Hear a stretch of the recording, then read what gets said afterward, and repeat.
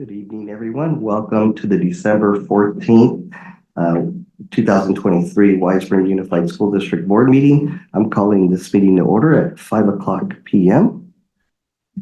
Wendy, do we have any public comments on closed agenda items?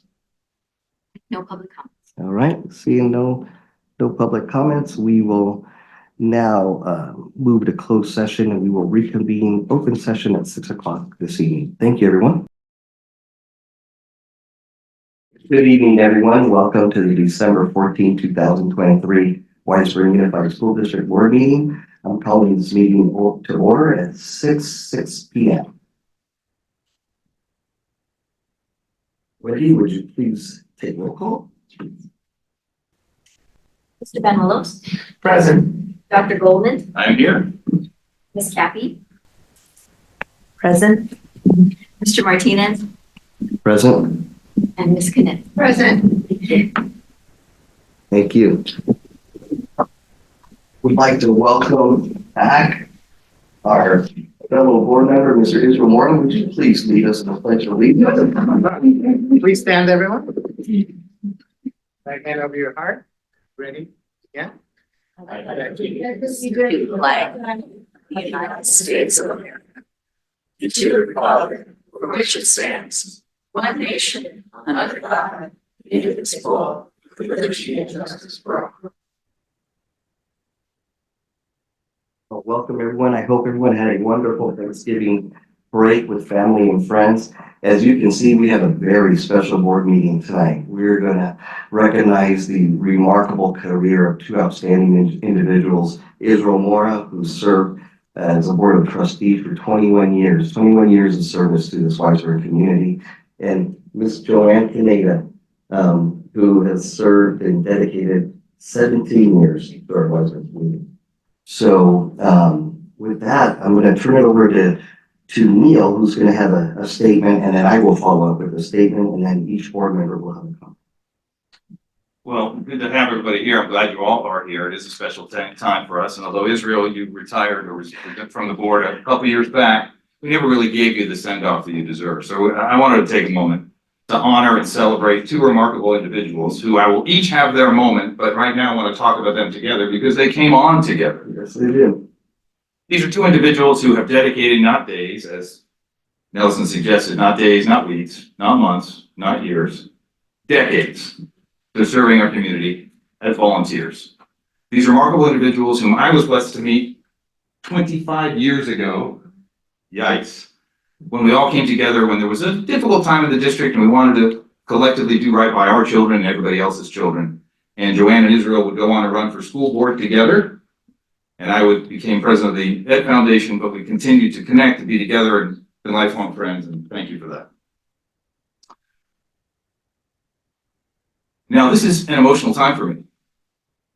Probably emotional time for you, particularly you, Joe. And although Israel, we did give you a send-off when you retired a couple years ago, it does seem fitting we do this with both of you together today, again, because you came in together and want to recognize both of you.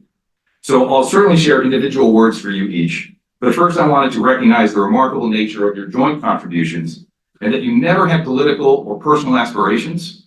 You never were self-serving. You never put your own need or the desires of yourself or your children above or at the displacement of any other children, but instead were steadfast in being of service to all students here at our White Springs schools. Believe me, having been to the CSBA conference, that is not always the case in school board members across the country. They are exemplar members that we're proud to have. As elected officials, we periodically get letters that are official from agencies or individuals that are addressed to the, in this case, Honorable Mr. Mora or the Honorable Mr. Antonetta. I can tell you without question, without hesitation, it is a befitting designation for both of you. Now, Israel, some words for you. As I shared when you first retired from the board, you again were an exemplary board member. You were a mentor to me as the president. And you took me under your wing, enabled me to learn the ropes, become president after you, and thank you for that forever. Now, words that describe you, I think of passionate, sports, committed, basketball, smart, tennis, decisive, and some have told me you're intimidating, But I say to them, he's really just a big teddy bear, but a teddy bear willing to put on armor to go to battle for kids and what's right. Thank you. So thank you, Israel, for your decades of leadership and service. It was truly a privilege to serve with you. I'm grateful to call you an ongoing friend, and thank you for your service.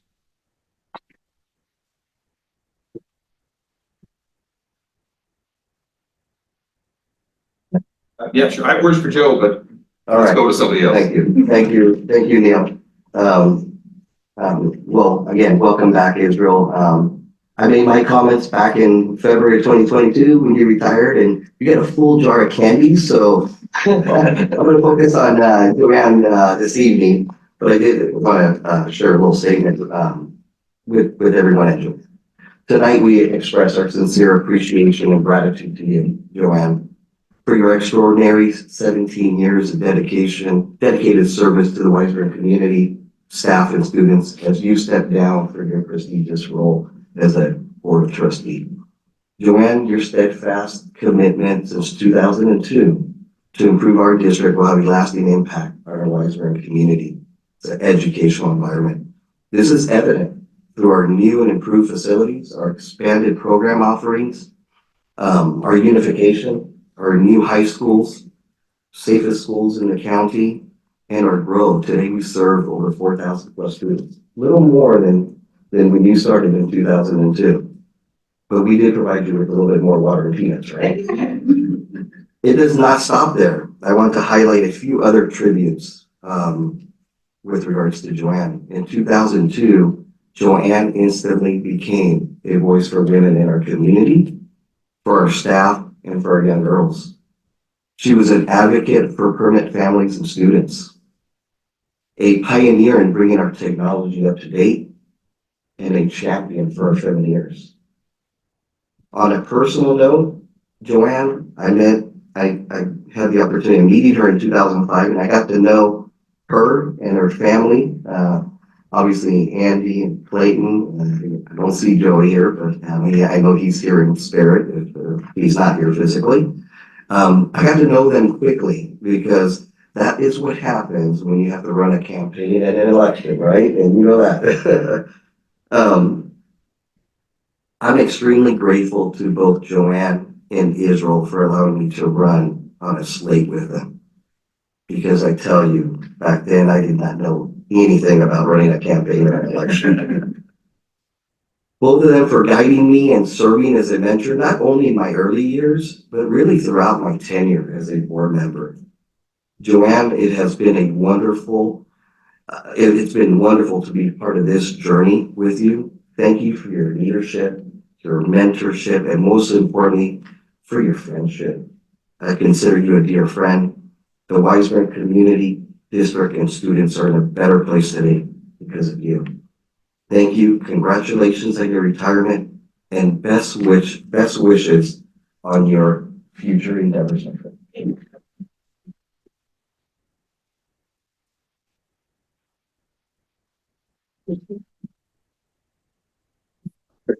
All right, thank you, Nelson. A couple words, I'll start with Israel. Well, welcome back, Israel. You never thought you'd be back in the boardroom, right? No, but thank you so much for being such a valued member of the community. I've had the pleasure of serving with you ever since I started being here on the board. Always had interesting conversations, and to echo a little bit of Neil's comments, I certainly appreciate your openness and candor always. And over time, over the course of time, I could say that we got to know each other a lot better. And even though you're a Bruin, I still consider you a friend. So fight on, my friend. Thank you. Joanne, I wanted to talk a little bit about Joanne. Joanne, I wanted to say thank you. Thank you for your wonderful years of service. Not just to the being on the board, because it does mean a lot of time and commitment, but over time, very similar with Israel, I think this board, we all become friends and colleagues. We don't always agree on things, and that's one of the things that I've always enjoyed being on this board, is that everybody that's on this board can express their opinions and their thoughts, and that whether you agree or not, but there's always respect, and you've always demonstrated that day in and day out. So I'm incredibly appreciative of you for that and your initiatives and the tasks that you take on, because it does really make our district a lot stronger.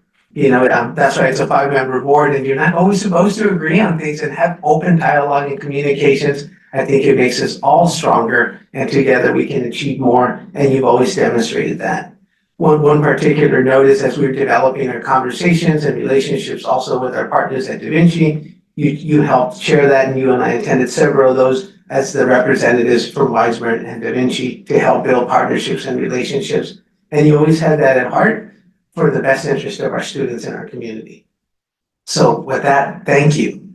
This community, and I can't thank you enough for all of your service, because the amount of hours and time are probably incalculable. If I were to ask you how long have you spent, you probably couldn't tell me. So thank you from the bottom of my heart for all of your time, dedication, and service. Thank you, Joanne.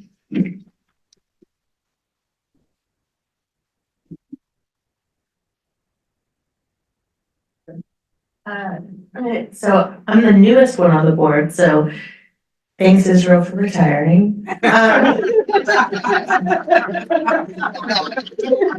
And giving me the opportunity to serve. But Joanne, over the last 2 years, it has been a real privilege of mine to be able to serve with you on the board. Having some more estrogen in this room is always a good thing.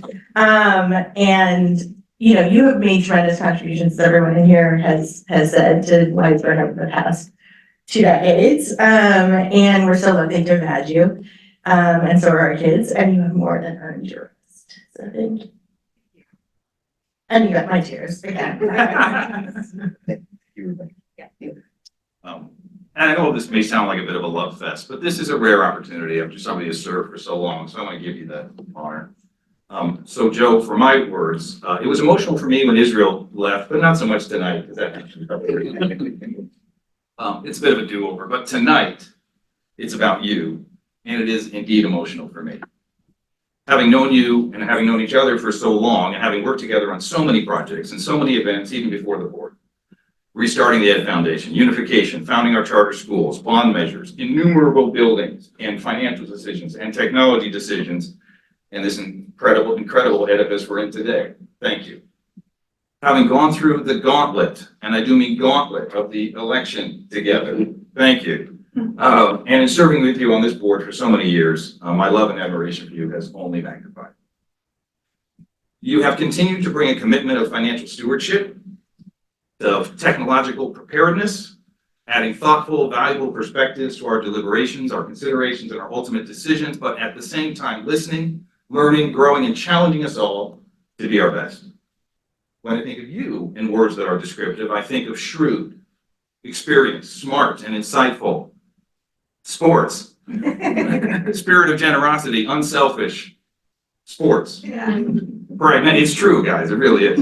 Pragmatic, purpose-driven, Super Bowl sports. And a big picture thinker who's always had a vision, perspective, and the long-term view in mind. I've enjoyed our many conversations outside the confines of this room, often about the schools and the confines of this room, that we've talked many, many hours. I've always learned from you. I've always enjoyed, you've always challenged my thinking. Hopefully I've done the same, but I will continue to take your wisdom and bring them to our conversations. So your experience and your knowledge will be not only lasting because of the implications and the work you've done, but because you have a voice in me, remembering what Joe would say, remembering what Israel would say. As I think has already been mentioned, my own children's experience, and I believe that of our community as a whole, has been dramatically improved because of your commitment and your leadership in the district. With utmost respect, admiration, and gratitude, thank you, Joy.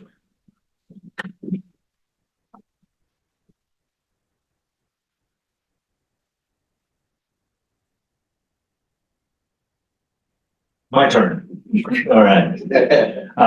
So we have some gifts for Joanne and for Israel, and I just want to say a few words as well. I'm going to start with Israel and just say, you know, one of the things that I've truly valued, and I shared this publicly before, but I just want to say it again because how impactful it was, is that one of the first question you would always ask is how's your family? You know, you'd ask about the kids, you'd ask about the family. just trying to recenter on things that matter. You also told us to hurry up with the board meeting. You told us to shorten them, not, the constant this to move past. But no, I mean, I think that, ultimately, your understanding of organization, and support there was critical, and I shared that in the past, but really it was your touch, how you felt, about family and how important family was, and just making sure that that was embedded into what we do. So thank you for that. Joanne. Joanne was the first president I got to experience 6 years ago almost, which is just flies. And I remember being hired, in your living room, basically, is what it was, the special board meeting, of this board. And there's few people come across in your life that, have a true major impact. And I would say that you're one of those people for me. Your mentorship, leadership, your ability to point out, what my strengths were, but also the areas that I needed to improve upon, as a leader. All of those conversations and all of those interactions were really, really important. And for those of you that don't know Joanne, she is a true leader. She is a leader at heart. She's a leader of mind, and she does so with a sense of caring that I don't know I've ever seen before. Just the level of care that she brings to leadership, understanding people and understanding emotions and all of those things, is just so remarkable. I just think very few people that I've met have had those things. It's just a really well-rounded human, and she's brilliant, by the way. So all of these things really contributed to, I think, a good partnership, good decision-making, but also some fun conversations. I enjoy talking about the Lakers and the Dodgers and, whatever football team was playing in the playoffs. Sports was great. I value those times, and I hope we get to have more conversations about sports. But I just wanted to share, from the bottom of my heart that your impact on me as a leader, your impact on the school district as a lead, with your leadership, was second to none. And really, thank you for that, and just thank you for being you.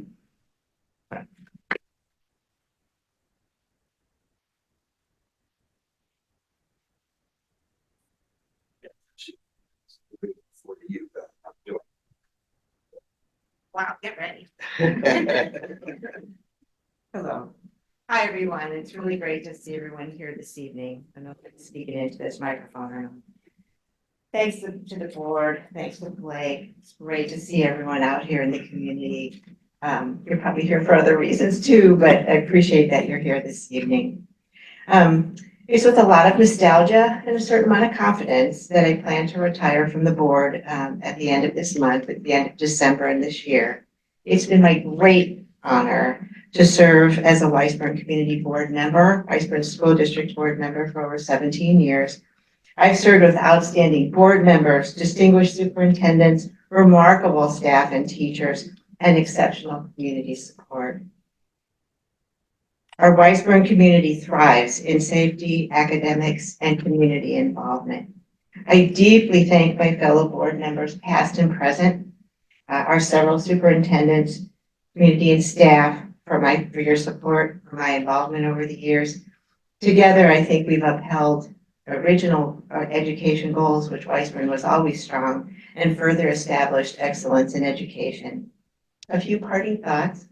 My decisions and recommendations for Weisburn were always founded on what is best for kids and community.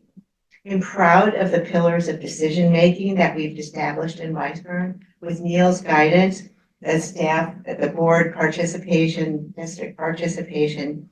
I believe Weisburn has an enduring framework for evaluation and decision-making. And one thing I would like to leave with the board is I would really like to recommend Blake for Superintendent of the Year at the next opportunity that we can nominate.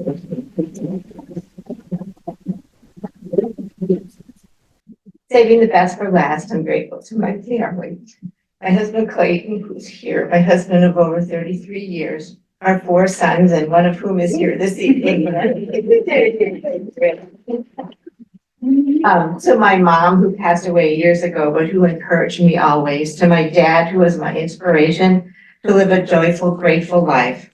To my sisters, my brother-in-law Milt, whose motto was always sell from strength, and who gave me courage and direction. I'm going to retire now to support my sister. People are wondering why I'm retiring now. My brother-in-law was recently admitted to hospice care.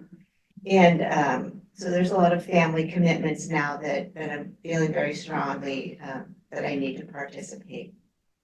So I really appreciate the support of everyone in this room, the board, past board members, Don Brand, who's not here this evening, who recently retired himself, Tom Johnstone, who was our superintendent for years, Matt Wonder, who's back here, who was a principal at Dana when our kids were younger, and thank you for your leadership in Weisburn over the years, at Da Vinci now, of course. Joe Weber, who's, I believe, the new president of the Da Vinci School Board, and thank you so much for being here this evening, Joe. To the principals who are here, to the community members, to the staff, thank you so much for allowing me to serve, for giving me the encouragement, to Wendy, who never let me forget whatever I needed to do. Thank you so much. This community is thriving, will continue to thrive. And I encourage, as the board looks forward to a new board member, to keep in mind all the values that we have, which I know you will, and to continue with the love and the dedication and strength that Weisburn has today. Thank you.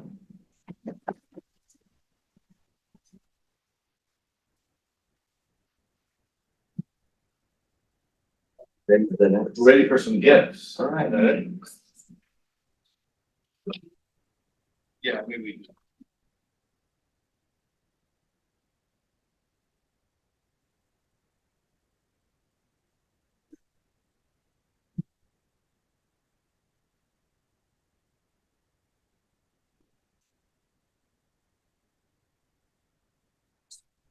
Well, I think it's only fitting, that Israel and Joanne came in both at the same time, and that we provide you a replica of the Weisburn Bell.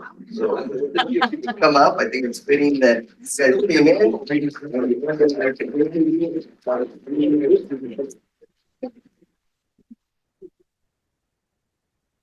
Wow, look at that. They made of chocolate?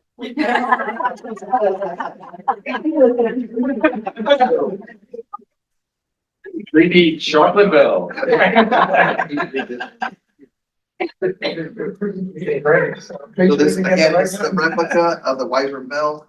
Israel Moran, Board of Trustee, Weisburn Unified School District from 2001 to 2022. 21 years of service to the community. Thank you. This is a replica of the bell courtesy of architect Gensler, who designed it, and PBK, who actually 3D modeled it. So it's beautiful. It rotates and moves and does everything. It just doesn't ring. It is And to Joanne Canada, Board of Trustees, Weisburn Unified School District from 2001 through 2009 and 2014 to 2023. Again, thank you for your 17 years of service. Thank you very much, Joanne. Thank you. There's only 2 of these in the world. I think we're gonna take pictures. Please, yeah, can we please? A little bit more in the center. And Israel, we didn't. We didn't, like you and I, opportunity. No, I think I spoke before, but it's been an honor and a pleasure, everyone, and working with this great group of people, both teachers, admin, and administration and everything. It's been a pleasure. Thank you. Sorry. Perfect, all right, all together, nice and tight. No, you're fine, you're fine.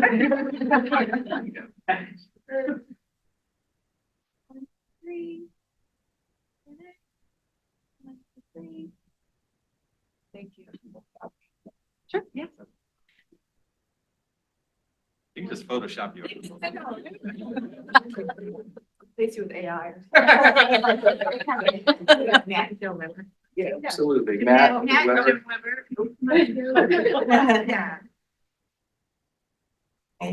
Yeah, good.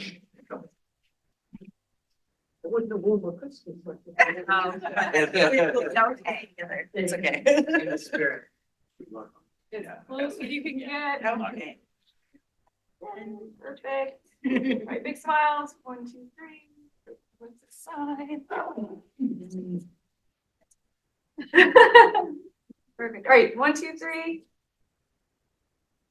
Thank you, guys. Any others? I would also like to, first of all, thank Clayton and Andy for sharing Joanne all these years with us. Would you both please come up for a picture? Come on, Clayton. Clayton, grab your inner extrovert, buddy. It's there. Sure. Perfect. All right, big smile. 1, 2, 3. Oh, that's perfect. Thank you. And then. Israel and Joanne. Sorry, normally at this time in the wedding ceremony, but we have to take the pictures now, so. I'm just snapping. That's great. Thank you. Okay, one with, can I get Neil in there too with this? Yes, definitely. 2 and 3. Sandwich or no? Oh, one more. One more is. We just have the one You're in the center. group, so. Okay. Perfect. 1, 2, 3. Right there. Thank you. Thank you. Israel. It's good to see you again. The cake is gonna be delicious, that's.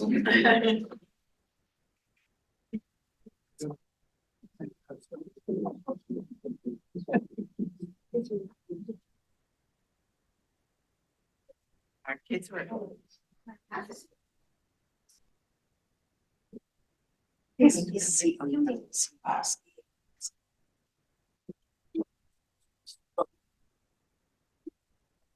Did Israel leave? No, they're behind you. He does, it just runs out. Run out. So Israel, on behalf of the district, we wanted to provide you with a vase, a very nice one. That you picked out. Israel Mora, Wiseman Unified School District Board of Trustees, wanted for your big box or bag of candy. Wait.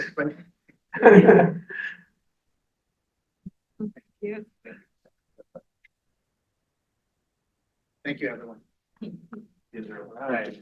Can we do one with Wendy too before the roll? Joanne for 17 years. And this is for Flower House. Oh, yeah. Okay. All right. So pretty. Thank Just a little bit over.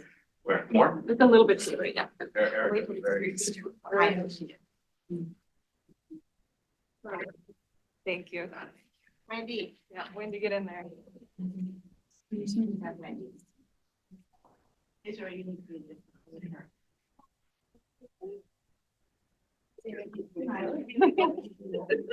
Sure. Hi, thank you.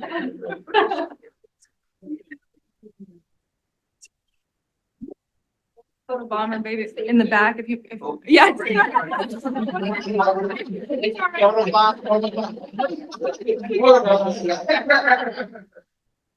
Brush. Thank you. Thank you. We're gonna do one now with the cabinet and staff. Right, I see people in the core back there. And Kiana said she wanted to. Deanna, come on, Albert, this is one to make a picture. Yeah. No. come on. Come up there. Shayla. Kelly. Kelly, come on.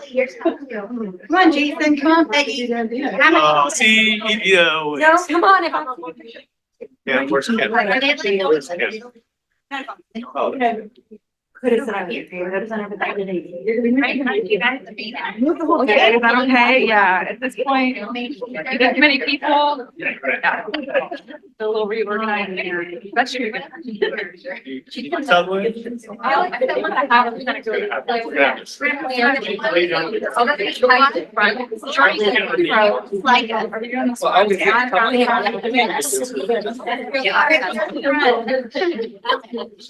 Got a turn. Can we be there? Yes, yeah, can you say five times? Let's see how. You might need to do 2 rows. Sorry. Todd, you guys come up. All the way in, perfect. Susan, Ileana, Gloria, Andrea, everybody, Liz, Anna Rosa. Don't make me call everybody out. Come on. Teresa. All staff, that's everybody. Marco. All staff, all staff. Ready? Row 2, row 2. All right. You gotta go front. I'll take a seat. Right, yeah, we need, yeah, perfect. Perfect. You guys don't want to stand in on my group.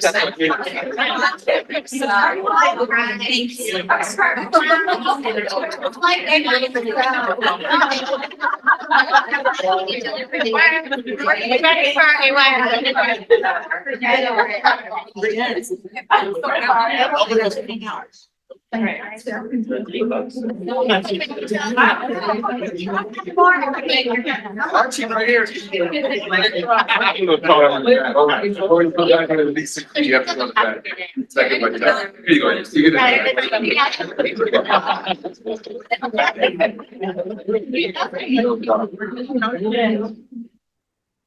As far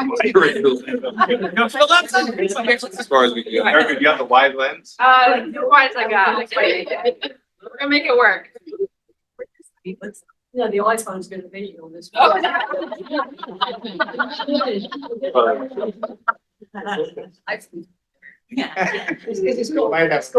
of view. Yeah, you get yours first. Let me grab one. Are the tables out of the way in here? Yeah. Got it. All right, look up here. Let's try this. Here we go. 1, 2, 3. Stay right there.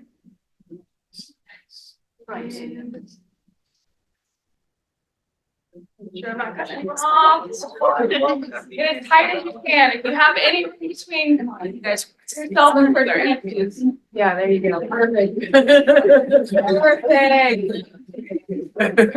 Very nice. Okay, and then double. So now we're all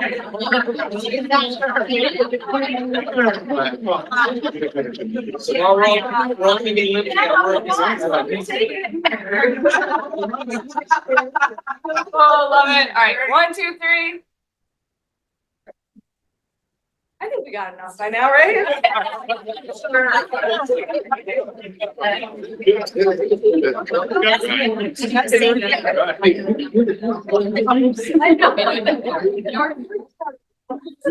Got it.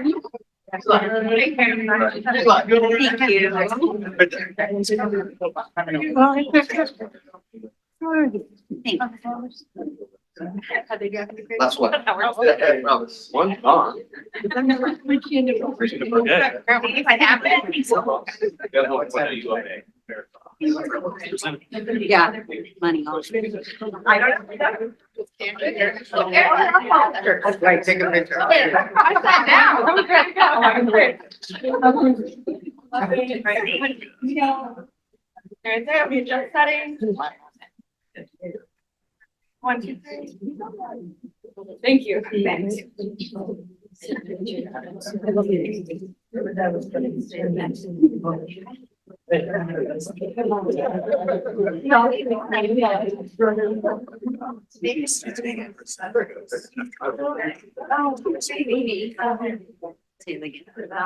Space.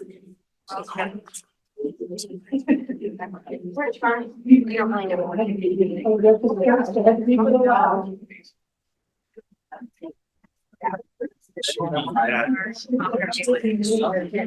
Yeah, that was. In more light, I'm sure I talked about,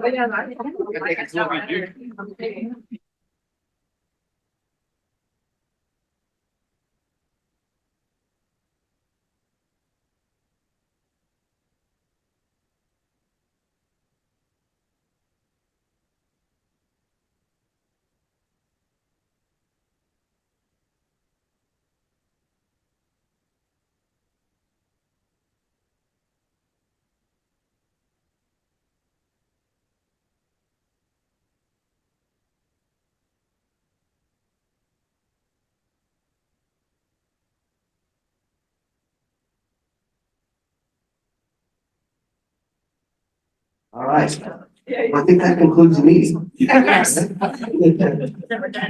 All right. All right, now we'll go into business. We have a motion on the adoption of the agenda. Thank you, Rebecca. No, second. Thank you, Neil. All in favor? Aye. All right. What do I have all the, public comments, not on the agenda items? Do I have them all? Did anyone have any other public comments, Tammy? Yes, you have it all. Fantastic, thank you. Hey, first one, Kelly Schumacher. Welcome.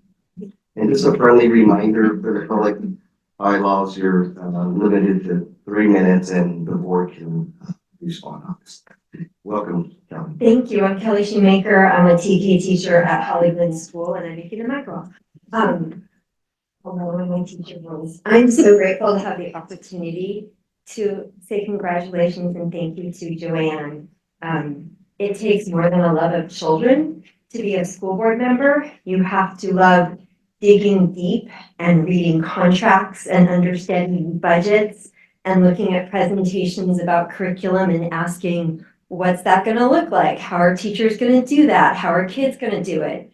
And I've always appreciated, Joanne, the critical, thoughtful, brilliant lens that you bring to everything that's put before you. And I revel in her questions because they're so good and they're so thoughtful and they help make sure we're spending our money wisely and we're implementing really good programs. But it takes also a great love of the community. And she moved into this community because she was like me, a dreaded permanent parent. And she moved into this community because like me, she fell in love with it and wanted to fulfill this role. And I remember very well at their walking up for their election and using moving boxes and end tables in her brand new house as we celebrated. So thank you for your love of all of the community members, our students, our parents, our teachers, and just your love of digging deep and doing the really hard work that has to be done to lead a district.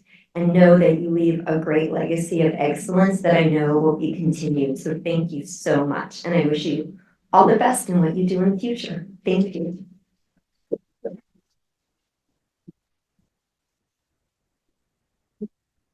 Next, Mr. Matt Wonder, welcome.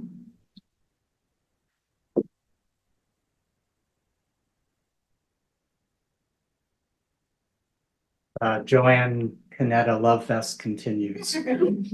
Y'all stole all of my talking points, so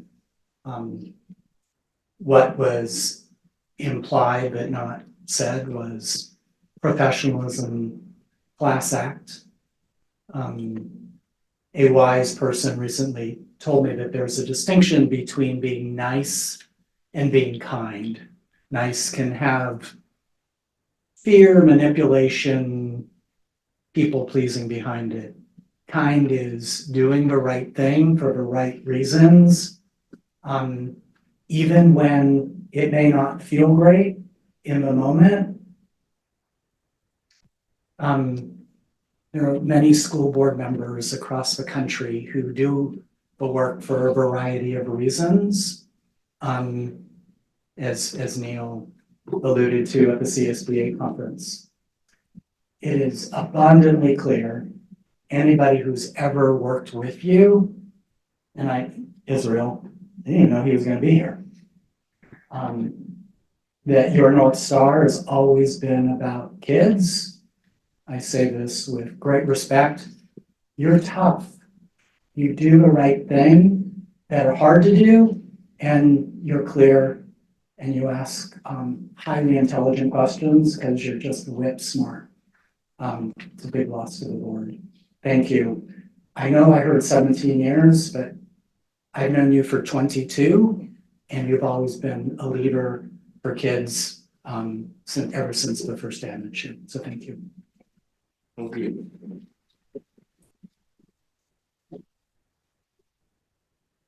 Okay. Gloria Richmond?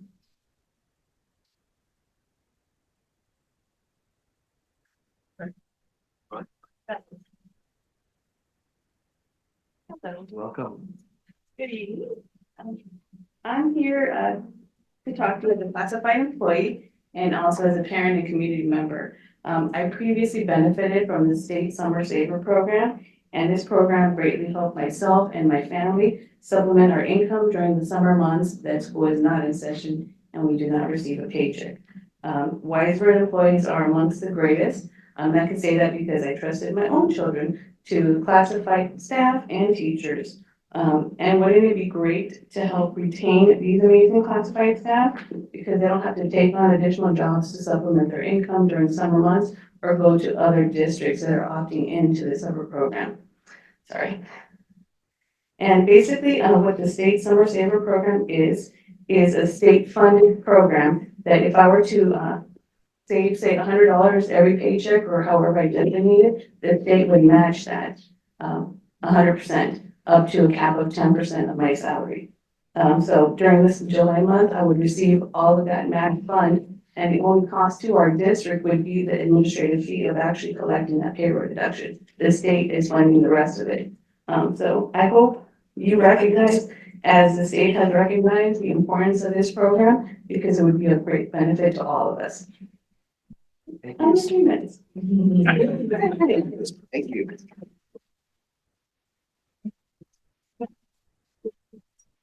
Mr. Mitchell Stewart? Welcome.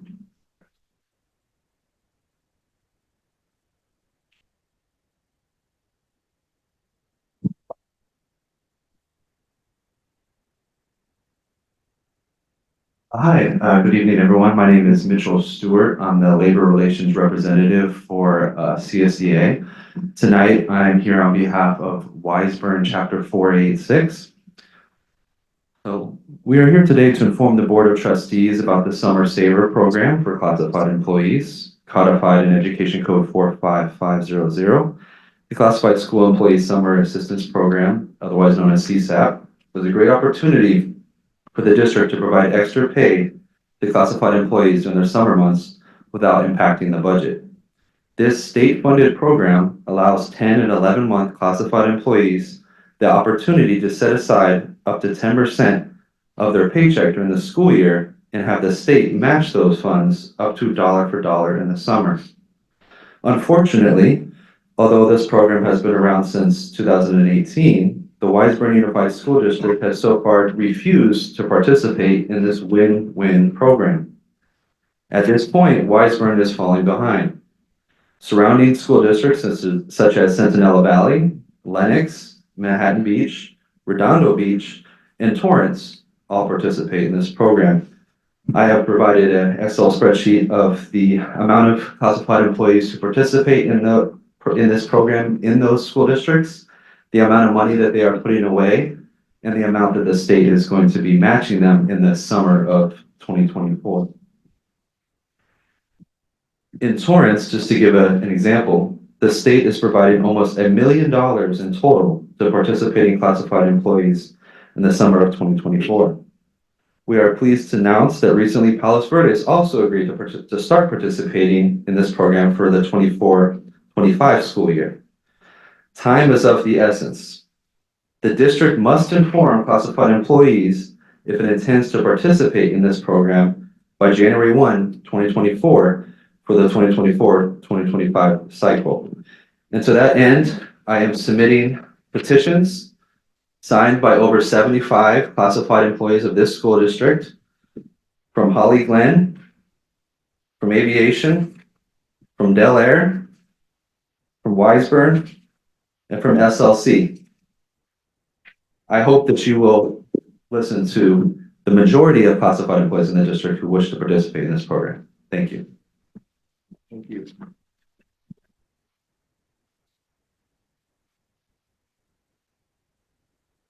Any other public comments on non-agenda items, via online? Do not have any public comments online. Thank you. All right, that leads us to the next section of the agenda, which is a special presentation. This is a special presentation on the SLC Future Program Update by NAZ. Our bond program manager, welcome Noemi. I think I'll jump in. Noemi, did you want to introduce yourself? You can go ahead. So, we have, sort of come to the conclusion, we talked about it in the board meeting. We started to look at renderings of our future programs, bond programs or bond projects, I guess. One of them being the 135th and Aviation Field. And part of that field process does, through that process of reviewing the field, scope or footprint, if you will, we found that, yeah, let me shut the door. Sarah's working on it. All right. Sorry, I was losing my train of thought. But part of looking at the footprint of the field, we realized the dilapidated SLC building, the old district office building, as well as just that whole plot of land, I guess. So we did look at options because we do have an SLC program that's there now, about 20 kids, give or take, between the SLC program and our Futures Plus, which supports our 19-year-olds to our 18-year-olds to 22-year-olds. So part of that process was where do we, we just limited land and where do we relocate? So Noemi is here to share an update on some ideas on relocating those students to our Del Air site. I guess we have to be careful calling it the Del Air site now because we have Del Air Elementary School, but the Sepulveda site there behind Big Five, currently that has a Da Vinci Connect and our preschool. Thank you, Blake. Good evening, board members, members of the community. As Blake indicated, we're looking at options for the relocation of these two programs, the Futures, which is the life skills program that currently serves approximately 7 students, ages 18 to, I put on here 25, but I think you mentioned 22. 22, so I apologize for that. And then the SLC program, which currently serves 6 students in the age group of basically high school 9 to 12. So here I've provided side-by-side aerials of the current location of both the SLC/Futures program, as you can see to the left, bottom of the screen. Let's see if I can get this to work. Here is the existing location. The building in the front there houses both the programs. There are 2 district-owned portables in the back, and there is 1 leased restroom building that we'll be discussing shortly. And this again is in the footprint of the future 135th and Aviation Sports Complex project. That particular area to the south, right next to the maintenance and operations building, will essentially become additional parking and will serve as a fire lane, a hammerhead, basically. That's what was shared with the board at the last board meeting. The aerial to the right, as you can see, if I can get it to work.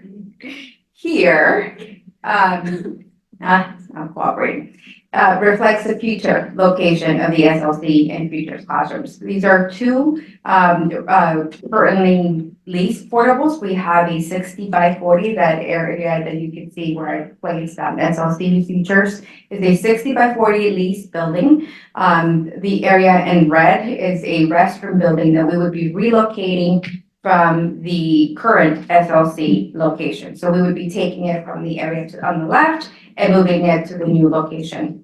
And that would be the extent of that scope of work in terms of the buildings, yes. I want to just emphasize the fact that these are portables that we already lease and have. We're not talking about new portables. I just want to. And I'm going to touch that. Are you going to talk about current use and what might be displaced? Yes, I can add. Thank you. So I can do that.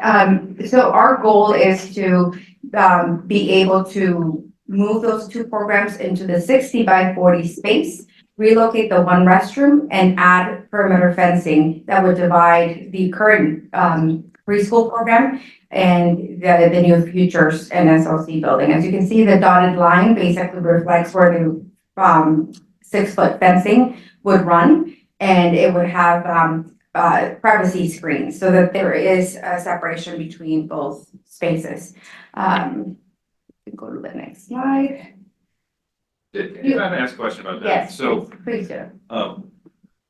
to what extent is outdoor space needed for the PLC program? Because this offers 0 outdoor space.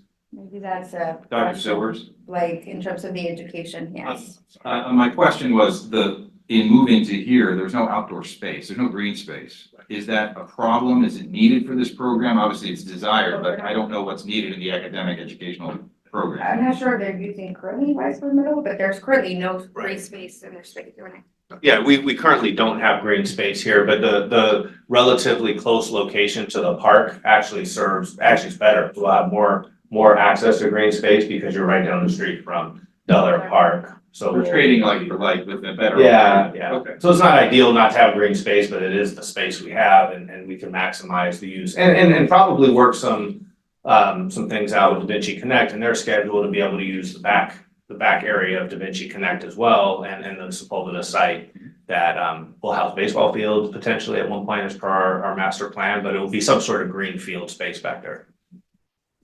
Thank you. Speak to the programs that will be displaced. Was that the question already? I think that was his previous question. So programs being displaced, no programs being displaced. We're actually doing a consolidation, if you will, of the preschool operation to be able to use one of the classrooms as a quasi office space. And then we only need 3 classrooms to run preschool maximum. So we'll use the same footprint we have now with the 4 classrooms at the Sepulveda site there. And then we'll be repurposing the SLC, which only occupies 2 classrooms now, and be able to use this portable and the restroom that we already have and are leasing that's on our current site, just to use those programs. And not to belabor this, but my understanding was used to have at least participants in the teens. I was shocked to see the number of 6. That seemed like very low compared to prior years. Is that true? It is low. It is low. Yeah, and it fluctuates. It's just one of those programs that fluctuates. I mean, So to that point of fluctuation, what's the comparative space between the old and the new? footprint wise, do you have that? It's a little bigger. It's actually improved the space? 60 by 40 is larger than the first space. All right, thank you. Sorry, Dr. Silvers, I just have one other, like, the SLC question. Who, I think it said high school on the thing, but is it just limited to 9 through 12, the SLC program? I thought that there had been some middle school there at some time. There's middle school there. Right. Yes. Yeah, Okay. there's middle school, sorry. Okay. There just aren't any right now. Do we have any middle school? Yes, there are. Yes, we do. We do have middle school. Yeah. we Dr. do have middle Silvers, school. that's 6 students from Weisberg, or is that the extent of the total program, including the feeder districts? Sorry, I'm gonna have Peggy comment. She has definitely better in terms of the individual students. Yeah, just that number is mind-blowing, yeah. Yes, half of the SLC program is middle school right now, and then I forgot the other question, sorry. Are they all Weisberg students? No, they're not. It is, I know this is off topic, but this is really relevant. Are we still have the same participation? It's just we don't have qualifying students at this point? We don't have other districts referring kids to us right now regularly as much as they were before. Maybe we can explore that at another meeting. Yeah. Thank you. Sorry, I'm in front of you. Apologies. So one of the options that we explored in terms of facilities, as I mentioned, we are currently leasing three buildings. 2 restroom buildings, 2 12 by 40s, and you can see the costs associated with the rate in terms of the monthly fee, as well as the 60 by 40 classroom portable. As you can see, it's quite significant. We're paying about $154,000 a year. We have a lease that is going to be expiring. It's a 2-year lease that will expire in June of 2024. So we definitely need to make a decision very quickly. So we explored a couple of options. One of the options is to purchase the existing buildings at today's rate, basically. They are used, so they are giving us a better rate than it would be to purchase new buildings. They're already certified at their existing location with the exception of the 1 restroom building that we would have to go through the Division of State Architect to certify it at this new location. And obviously, there would be a cost to run underground utilities, but there is currently another restroom adjacent to that area, and I can point to it if this works. Right there, right next to the red building, you can see the rectangle. That's another a portable restroom building. So utilities are there. We can run sewer and electrical easily. Go to the next slide.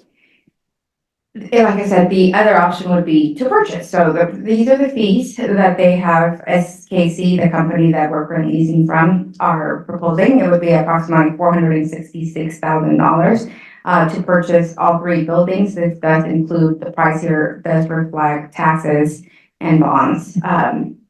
Doesn't include the cost for the utilities, but we can explore that and provide more information at the explore meeting if that's something that the board would like to pursue. The other option is obviously to renew our lease for another 2-year term.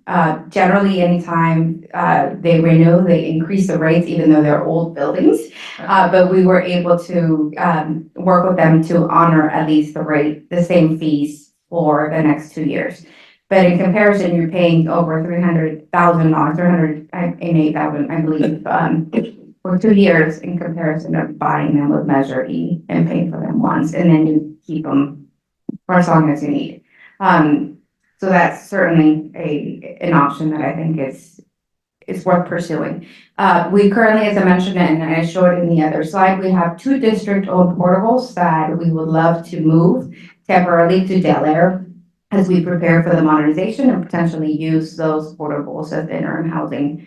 There would be a fee, obviously a cost incurred, but it would be minimal. And the good news is, like I said, the district owns them. We would just have to temporarily certify them at their new location. Yes, go ahead. Yes. Yes. How old are these portables? They, lifespan? And what's the lifespan? Yeah. portables are generally 20 to 25 years. These are still in great shape, and they're easy to refurbish as well. We could always give them a new fresh paint, coat of paint, new carpet, new ceiling tiles for under $10,000 per classroom, and they look brand new essentially. Did I miss something? Is this addition to, why not use 2 of them? Do we need to buy 3 and keep the 2? I'm confused. The 2 that we currently own are 24 by 40 separate buildings. They wouldn't really be conducive to the type of program that they currently have. You can see the SLC, the future relocation. It's one large building that already has 2 classroom spaces, some office spaces, all within the one building. They're very similar to what they currently have over here. Did that answer your question? I think so. And a follow-up, go ahead. Yeah, I was just gonna clarify, because I'm confusing myself with this. So we have the 2 portables that are currently on our old district office site. Could somebody just go up there? Yeah. I know what they're talking about. I'm trying to get a video. Yes. You're in red, babe. These 2. Thanks, Mike. So these 2 are 24 by 40 portables that are district owned. There's one restroom building, which is a 12 by 40 that we're leasing. So in this space, the only lease portable is this restroom building. In the future location, we're currently leasing this building and this building here as well. Our goal is to take only this building, the restroom, and place it here to serve and isolate the SLC Futures program. And then take these 2 portables and potentially move them to Del Air to use as interim housing during the modernization. We would, Portables you were talking about wanting to buy? It would be this restroom building, this restroom building. Yep. I'm sorry, this restroom building. That's the. That's the same one. Yeah. This one, and that one. So 3 total, 2 restrooms and 1 60 by 40. Mic is off. Your mic is off. Sorry. Your mic is off. You're on mute. okay, so, There's 2 restrooms. go ahead. This is the existing one that's It there. goes to the This is the preschool. one that we're relocating here to here. So that existing restroom It's also leased. is, can we go back? That's not, the one, That's for the preschool. the one that, is not in red Noemi, yeah, that one, is that a portable or is that actually? It's a portable It's a for portable preschool bathrooms. Oh, That's it the is. one we're leasing currently. It's No. still on a ramp. It's not. Yeah, it's, sorry, just to interject, that's, Da Vinci Connect leases that restroom building there. Just because it's, Preschool uses that for their bathroom. That's for Oh, I'm preschool. sorry. That's the student You're right, bathroom yeah. for preschool. Thank you. Yeah, that's part of our. Thank you for jumping in, So Peggy. just to get my point Sorry. so just to get my point of reference, there's another restroom that's not a portable adjacent to that, right? Is that correct? Other way. You know, this here is not a restroom. It's a tough shed. No, you're saying is there another In the restroom Yes. building? this way? Yes. There is, that's Da Vinci's, that's the one Da Vinci. Okay. They have Okay. to walk Just wanted around to the get- campus. We Okay. only focused our. So the question that I have is, there's a $300,000 increase if we decide to purchase these portables. Right, but is that covered by is that covered completely by the districts? We had that conversation with the districts. I think one of the issues that by having only 6 students and not 10, 12, 14, is we are not sharing, being able to share the cost with other participating districts. That's where my head went as well. Yeah. Would we be able to share those costs if in fact we had more participants? No, Jason. Would we recoup them at least by having districts contributing to the cost of the program? So we'd have to have a talk with the districts, but typically we do settle at the end of the year, and based on our agreements with the districts, it will fluctuate. If our expenditures go more than we thought, we'll actually send a final invoice. You'll see like an invoice today, we do those beginning invoices for about 22,500. But at the end of the year, when we really settle up and we look at our total expenditures, we do a calculation and say, hey, it wasn't just 22, you owed a little bit more. Now, if it's gonna be a big expense, you know, that's something we would have, it's a conversation, hey, we're gonna purchase this. We want to give them a heads up because, yeah.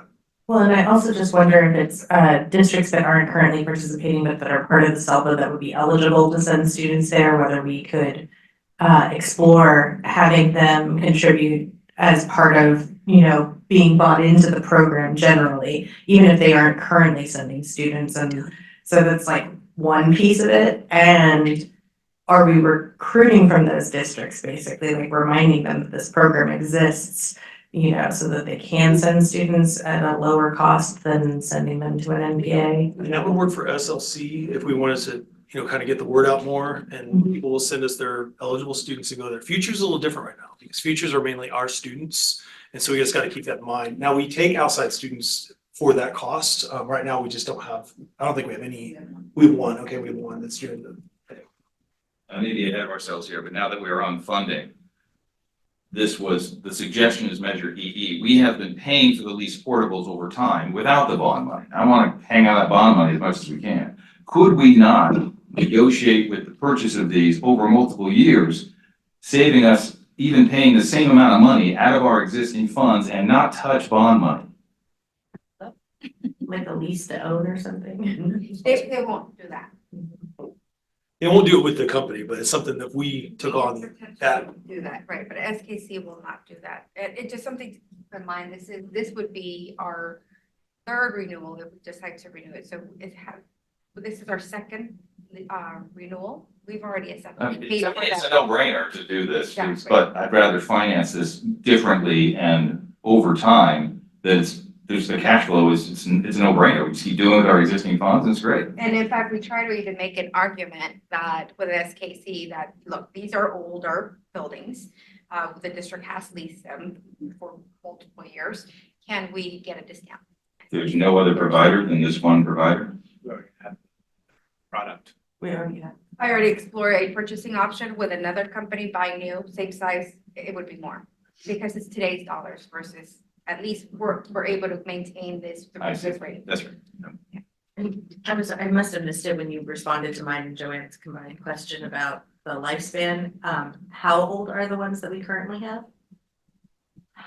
Can't recall, We're in the second round of lease, so it was 2020 when we initiated the lease for the preschool. But were they? but I don't know if they were used before. Yeah, I would have to double check. I apologize. you know they're in good shape though. But they are, they're fairly new, they're in great shape still. And definitely a lot cheaper than trying to purchase. I have one more question. Pardon me if I missed this. Just for my clarification, Futures program, we have 7 children in that program. How many at Whitesburg? I want to say 6 of the 7 or Well, Wiseburg. the Futures program is all Wiseburn, except maybe one. That's the adult transition program. Okay. And then the SLC? Is 6, Mhm. and about 2 or 3 of them are Wiseburn kids.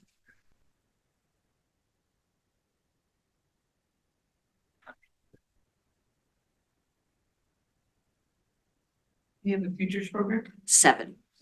Can I ask for at our next board meeting, a financial review of this program? Because having so few participants changes the entire economic profile of this program. And could that, or does that financial review include the contributions from other districts? Sure, the whole thing. Yeah, I would say not just a financial review, but just an enrollment update, like what has been the enrollment over the last several years? And like, is this, is there some trend that we're missing? El Segundo, I believe, started their own adult transition program. So there are some other programs out there that they get some students and have affected the enrollment. But yeah, we can definitely provide. A comment in terms of notifying the districts. I think we notify the districts now that this is coming if we're really looking at doing this. Because if it's, I know the agreements, you talk about sharing and splitting the costs, right? But if we were to, with such low numbers for the districts, we're probably looking, if we were to divide, let's assume we go new at that $466,000 plus other expenses. And you only have like 6 or 7 students or something, we're looking at a very substantial split. Like of $100,000 and something or 70,000, and they have 1 student potentially. That's not gonna be a good business decision for them. They might want to consider a separate placement elsewhere, because that cost would have to be shared. Wiseburn also shouldn't bear the whole burden if it's truly a shared program, because that is what our agreements that they've already signed up for and they're fully executed in terms of sharing the costs. So it's not something new to them, but that could come as a surprise to them because that's a big number. That when we're down to 6 or 7 students and we'll get some. That would be a dumb decision of us to send. That's very. It is currently open to all 11 districts in the South, right? It is, and we talk about it, it's a conversation, it's open and ongoing with other districts. I would just say that the move or the need for this made this portable, the big one that was there with the bathroom is more for our futures program. I mean, this is a responsibility that we carry to house our students, 18 to 22. So that's a big portion of it now, and that is not offset by other districts. So I just wanted to say that there's that piece of it. We'd have to find out what that delta is, which is gonna be minimal. The SLC takes a very small footprint of that larger futures SLC program. Right. Yeah. Currently, right, if we were back up to a Right. program that had Yeah. SLC students in the teens, Yes. they would take a much larger, so. Correct. I'm Yeah. Yeah, but we have control of that. Right. We don't have, we have control of that enrollment. We have wait lists and things like that. We've never been there, but I mean, really it's, we want to find a safe and good house for the futures program. And I think that building, having walked through that building, is a really nice modular. And just it was built and modified in 2020. So that was the larger of them. The 2 that are going to Del Air Elementary School potentially, those are a bit older. I'm gonna throw the wrong number out, so I won't, but around 2016, 17 is when I believe those portables were purchased.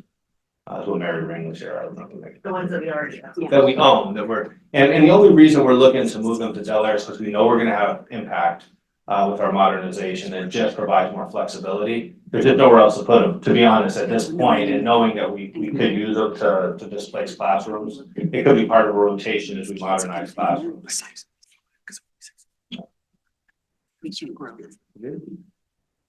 Money, did we let you finish your presentation? Yeah. Okay. You see her run away, she ran back there. Noemi, thank you for the presentation. Thank you. Mr. President, this is going to be an action item at a future meeting. I think there's some information or questions. Yes. We wanted to just really this is new, hot off the press information, just because of the time of year. We wanted to get you the information. We would bring a presentation, but a more kind of thorough financial report related to purchasing or leasing with a recommendation. We just wanted to start the conversation. So this is early-ish in the process. And if it drags out a little bit, it can, because we have time down the road to make this. But my ask for Noemi, who really helped spearhead how things could be moved to save us the best amount of money. I thought you did a really good job with that, and it just was something that we wanted to initiate with you all so that we could get your questions. We appreciate that. We appreciate the questions, and we know we need to come back. This wasn't intended to be a thorough evaluation, more so kind of a first pass. So last thing, my request would be a alternative financing, $500,000 out of our finite bond money. And my second is, I don't know if King Consulting or any matching dollars exist out there. Even if it's 10%, it's 10%. So I don't know if there's anything out there that might be available to us. All right, moving on to board member reports. In honor of your final board meeting, Joanne, what is it to you? Again, thanks to everyone for being here this evening. Thanks for your great words, inspirational to me. Really, as you've all said, we've all become friends. And I think that's the greatest testament to how we work together. And as Roger mentioned, we don't always agree. That's okay. Bring up good questions, and that's how we make progress. So thanks to everyone, and it's been an honor and a pleasure. Thank you. Thank you, Nelson. I have a couple of updates for today. I currently serve as the Wiseman representative to the LACO, to the Los Angeles County District Committee on Reorganization. Wanted to report that they did have their elections, and there were 4 open seats for people or trustees to serve on that. And the results, 4 out of the 7. Mr. Charles Davis from Compton Unified School District was reelected. Mr. Barry Snell from Santa Monica Community College District was reelected. And Ms. Susan Solomon from Newhall School District was reelected, as well as Mr. Frank Bostrom from the 4th Supervisoral District was also selected. So the board is complete again, and they will be serving the team all the way through a term all the way through 2027. I'll be attending some future meetings, and I'll have updates on their progress. I also serve as a representative for LACSTA. So that's the Los Angeles County School Trustees Association. They're going to have elections this month, and due to the holidays, they opted to move their elections to the first meeting in January, as well as those amendments of the bylaws. So I'll have future updates for everyone when they reconvene. And lastly, I just wanted to say, please enjoy the winter break. It is upon us. So Merry Christmas and Happy Holidays to everyone. Wishing you the very best with your family and friends. Thank you. All right.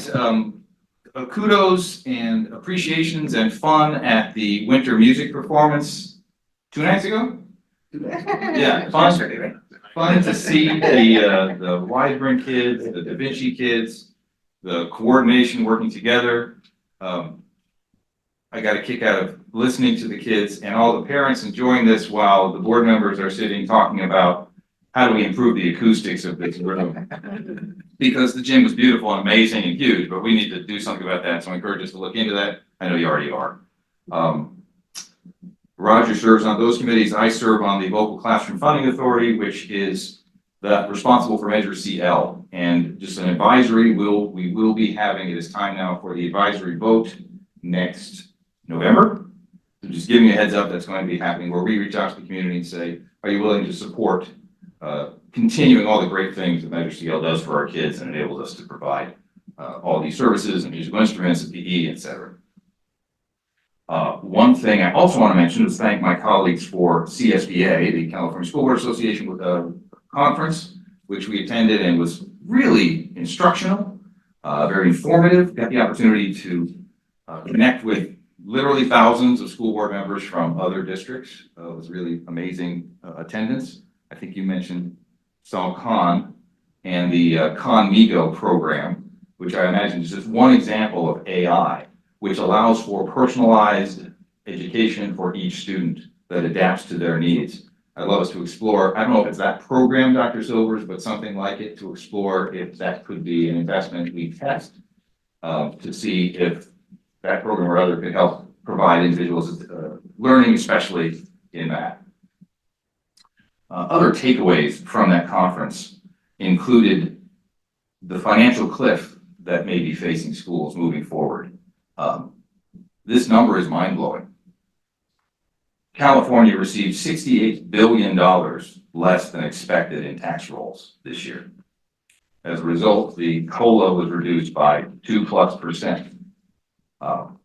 One of the things that driving this is the declining number of students. Combining that is now we have declining enrollment, declining number of students in schools throughout California. One of the major topics at the association meeting was how to close schools. We are in such an incredible position that I don't think we're facing yet declining enrollment. I think we are at a level enrollment. We are grateful for our community. We are grateful for our permanent students that allow us to do that. Just wanted to share that. So just a heads up that financial times may be challenging moving forward, and we will be proactive, but I wanted to be acknowledging that to look forward. A couple other things that I took away from the conference was the wonderful interaction with other boards and other superintendents, and the ability to hear what they're doing, and some innovative ideas out there. And I'm not sure these are things we should necessarily pursue, Dr. Silvers, but they were just interesting. And one of the ones that came up was the idea of renewal and renovation and reinvention and keeping people fresh and new. And the idea there was at the cabinet level, at the administrative level. Cabinet level and administrative level, it wasn't exactly swapping roles, but exposure to other departments and other roles. So we create backup, we create rotation. Thank you, that was the term, rotation. There's also mention for principals, and I thought that was kind of interesting to explore, to keep it fresh for principals. I don't want to create any great havoc here. I'm just saying these are things that were expressed to create renewal, refresh, and new opportunity for folks. What else? Couple very quickly. Very excited to be sharing the progress on the strategic plan. Thank you, Dr. Silvers, for our meeting. Thank you for all the community involvement. I know this has been some time we've been working on this, but I believe in January, or maybe February, we'll be sharing the results of all the good work to fill out the rest of our strategic plan. Thank you, Joanne, for your comments on the assurances. They've been great for us. There's other components that will help us even further, including values and vision that have been created, and we want to get comments and validation on that so we can start enjoying the value of those as well. Thank you very much. Thank you, Neil. Rebecca. Yeah. So I also had the opportunity to attend the Weiser Da Vinci music program the other night, as well as Aviation's Winter Sings this week. And what a wonderful testament to the commitment of our district to music and performing arts that those events were. Thank you again to the Weisburn Education Foundation for its decades-long commitment to supporting music education in the district, so that every child, K through 12, has the opportunity to learn music, play an instrument at no cost to their families. A fairly unique experience, I believe. And congratulations to our wonderful music teachers here in Weisburn, Aiko Englum, Evelyn Park, Piper Redmond, Toby Harwell. They're all so impressive as instructors, and we're so lucky to have them for our kids to learn from. I mean, I think one of my favorite performances at the Weiser Da Vinci performance was actually the beginning strings. It did not sound like those kids had been playing whatever string instrument they were playing for less than 4 months, you know? And I mean, it was the nicest, you know, sounding performance of those things to my untrained ear. So again, thank you to WEP and to the music teachers and to everyone involved in helping our kids enjoy music. And speaking of music, Rock Around the Block 2024 is set for May 4th, 2024. So mark your calendars now so you can see more wonderful performances from our kids and come together as a community. One of my favorite things throughout the year. And then, because I would be remiss as the Jewish member on the board to acknowledge that tonight is the last night of Hanukkah. I'm just going to read something from a local organization called IKAR. Tonight is last night of Hanukkah. It has a name, Zot Hanukkah, which means this is Hanukkah, as if everything has been moving up to this. Tomorrow evening, though, our tables will be lit by Shabbat candles. The darkness we have gradually been dispelling will once again close in. It hurts to say goodbye. Where will we find our light now? Hanukkah exists in 3 intersecting dimensions of Jewish time. The first, which the mystics call Shana, is the Hanukkah of Jewish history, of the miracle. It's the light of freedom and pride and rededication. I think some of these themes are things that we've been talking about tonight. The second dimension is called Olam, where the light of the Hanukkah candles echoes the primordial light of creation by which the first humans could see from one end of the world to the other. And the third dimension is called Nefesh, soul time, the Hanukkah we celebrate deep within. This is how we search ourselves with the candles on a quest for the divine spark what's inside of us. Soon our candles will burn down, but we don't leave empty-handed. Shana, we rededicate ourselves to our Jewishness and the honor of representing it. Olam, we recommit ourselves to the world and our obligation to serve it. And Nefesh, we remind ourselves that however deeply hidden, there is a spark burning within each of us and all humanity. So I wish that all for you as we go into the end of the year holidays and New Year. I just want to thank my colleagues because you covered all my comments, so. The only thing I wanted to share is, with regards to the winter concert, I want to thank Sarah Nitzos. I heard you were behind the unity of that concert, so thank you for that. It was beautiful to see Whiteburn and Vivi together. And it certainly got me in the holiday spirit. So with that, I just want to wish everyone a Merry Christmas and a Happy New Year. That's all I have. Wait, I'll turn it over to you. Right, thank you. Nice and short. So we'll jump into district leadership reports. Nisha, I don't know if you have anything, nothing to report. Jason? Just one little thing. Yeah. No, go ahead. I'm just one little thing. Just a heads up, we'll be bringing it to board, I think the next January meeting for the mileage. We'll be doing a mileage increase from 50 cents to 65.5%, or cents. Reimbursement you're talking about? Yeah, mileage reimbursement, thank you. And so, again, that will align us with our board policy, and it's not a major cost in the district. I think with our, 2 square miles, it's roughly about maybe $1,000 more to be looking at up to the year. But I just want to give you a heads up on that, and so we'll bring Is our board policy aligned with IRS regulations? Yes. So that's the IRS number. Correct. Thank you. Just our current number isn't aligned with our board policy. We just have to get caught up. Yeah. Peggy, no? I have nothing. Okay. And I have a few things. First, I want to say, excited. Thank you for bringing up Rock Around the Block. I know that, Ann and Will shared that and I do want to say, unfortunately, in May, you can't do dunk tanks. I don't know if that was shared with them, but you just can't. ACF doesn't cover dunk tanks. Fourth be with you. May only. No, I think I'm going to recommit to being in the dunk tank again. So, I just enjoy, I know. I say no, but I'll say yes until about May 1st, and then I start thinking no. But, no, so it's okay. Disinfection, I will do it with you. I gotta do it now. That's why I do it this early, to hold myself accountable. But also I do wanna, having seen the music concert on 2 nights ago and seeing the sing-alongs, got it right, the sing-alongs today, just really reinforces that the support that WEF provides to our schools, that they provide to our students, the instruments and so forth. So just really excited about just watching our music program grow and seeing the end of the year performance that we'll see. And to that end, I do want to say, I know, Sarah mentioned it was a team effort, and of course it was a team effort. I know Christina was really involved in it.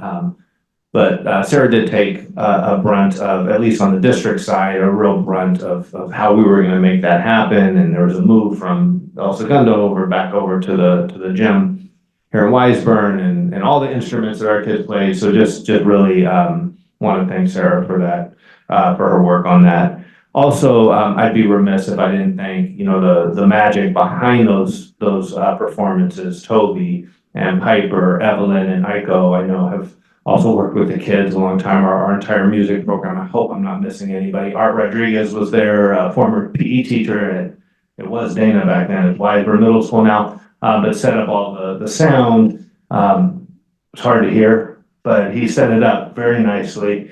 And I promise sound was coming out of those speakers. It just says that we just have to work on some of the acoustics. We'll work on that. So I appreciate that. We have already started working on that, Dr. Goldman. So we'll have something back to the board. Thanks to Noemi for that. Today was an opportunity to go see the sing-alongs at Aviation. We have some more coming up here in a couple days. I'll just say Magical was really, it's short, it's so nice that it's short and sweet, but it is sweet.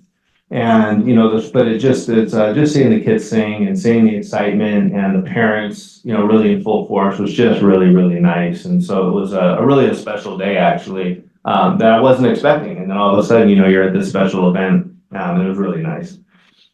I want to also share with the board, we're actually going to bring back a ratification. We know we don't like to do this very often, but we did get some information on a fence fix, and we want to be able to do it during the break. It's about an $8,500 expense, but basically there's parts of the mesh netting or the chain link essentially that's being pulled away from the bar. So before we put that netting on that we're working on the screening, we just need to make sure we secure those chain link fences to the poles, to the tune of about $8,500. So we will bring that back to the board, but I just wanted to know that would be a ratified routine restricted maintenance account expenditure, and just giving you a heads up prior to that we would hope to bring that back and have it passed. Want to talk a little bit about CSBA. I'm not going to spend a ton of time on it because I think Neil captured it really well. But I really want to thank, Neil and Roger and Nelson for a time of learning and for a time of networking, for a time of being able to just see new things in education and be able to talk about them. I just think it's a time away from here, where we can actually be out and focus on new and innovative practices. We saw AI presentations. I saw a couple of them, budget presentations, which were the downer of it all, but still it was good to get that information and to be able to talk to colleagues about it. So thank you for the time and really for just being our partner. So thank you for that. And I think last but not least, I have two more items. One is the strategic planning. Just want to thank Dr. Goldman. I also want to thank Sarah for helping compile a bunch of data for us, to put together. So me and Neil and Sarah met a few times. Me and Neil met separately, but really looking to round out that process. And it has been about a 6-year process now, Dr. Goldman, at least 5, but we're going to get it done this year. We're going to bring it back and really fill that complement of strategic foundation or the pillars that will help us move forward in the district and be able to allocate our resources in a meaningful way with a foundation, with a strategic plan behind it. So thank you for that. And I would also I know Christina's here, and in light of music concerts and all of that, just the thankfulness to Da Vinci. I had a chance to attend the board meeting last night, and I got to see, Christina presented at that board meeting and talking about all of the volunteer opportunities that have been available and where Da Vinci students have come. I forget the number, but it was a lot. There was a lot of partnership, whether it be the October Spectacular event at the middle school. We had Noche de la Familia event at Holly Glen Elementary School, and that was well attended. We've seen again and again, our Da Vinci High School students, I say our Da Vinci High School students showing up and supporting, the students where they went to school, and that interaction is just great. So thank you to Da Vinci for that. Thank you for, spearheading that as well. And I know it's a big task to get that many high schoolers in a room and at an event. So thank you for that. And with that being said, I'm just going to say happy holidays. You know, a lot of thankfulness to our WFA partners. We did reach a tentative agreement with our labor partners at WFA. Won't share the details here publicly. I just think they are public, but we're just not sharing them tonight. But just wanted to thank WFA for that. Thank Tanya and Robin, the new WFA leadership, for just reaching out and asking lots of questions, for getting lots of feedback.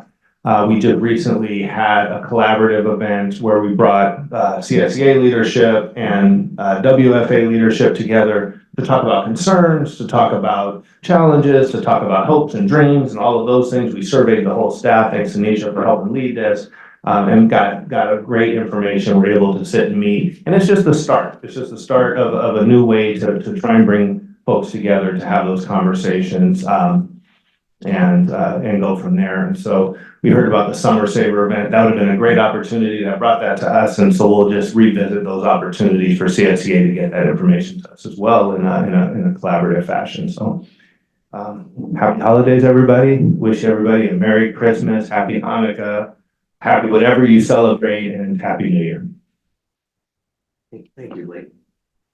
Wendy, any public comments on agenda items? No public comments online. All right, no public comments. We'll move to consent items. Do you have a motion for 10.1? You have a motion? Thank you, Roger. Do you have a second? Thank you, Joanne. All in favor? Any questions? Oh shoot, I did not realize that Neil had stepped out. He's down. My apologies. Any questions on consent items? Okay, thank you. All in favor? Aye. All right, our next item is general items. This involves our organizational items. We do this every year, assignments. So I think the first one here is item 11.1. So you want me to jump in here? Yes. Nelson, just sorry. Sure. Okay, so 11.1, this is our annual reelection of officers. And typically the board, the president, vice president serve a 2-year term. I'm just sharing that information with the board. It's obviously your wish and dream and vote. But typically, the president, Nelson, has spent 1 year as president would technically be in. So just historical. So along those lines, I hereby nominate Nelson as president and Roger as vice president to continue their roles for the next year. I second. Thank you, Joanne. Thank you. Thank you. Oh, great job. I guess we don't have to do it, so. All in favor? Do we get a vote? Yeah. All in favor? Aye. All right, 11.2, this is the adoption of resolution 23/24.15, certification of signatures. You have a motion? Thank you, Roger. Need a second. Did you second? I did. Okay. All in favor? Aye.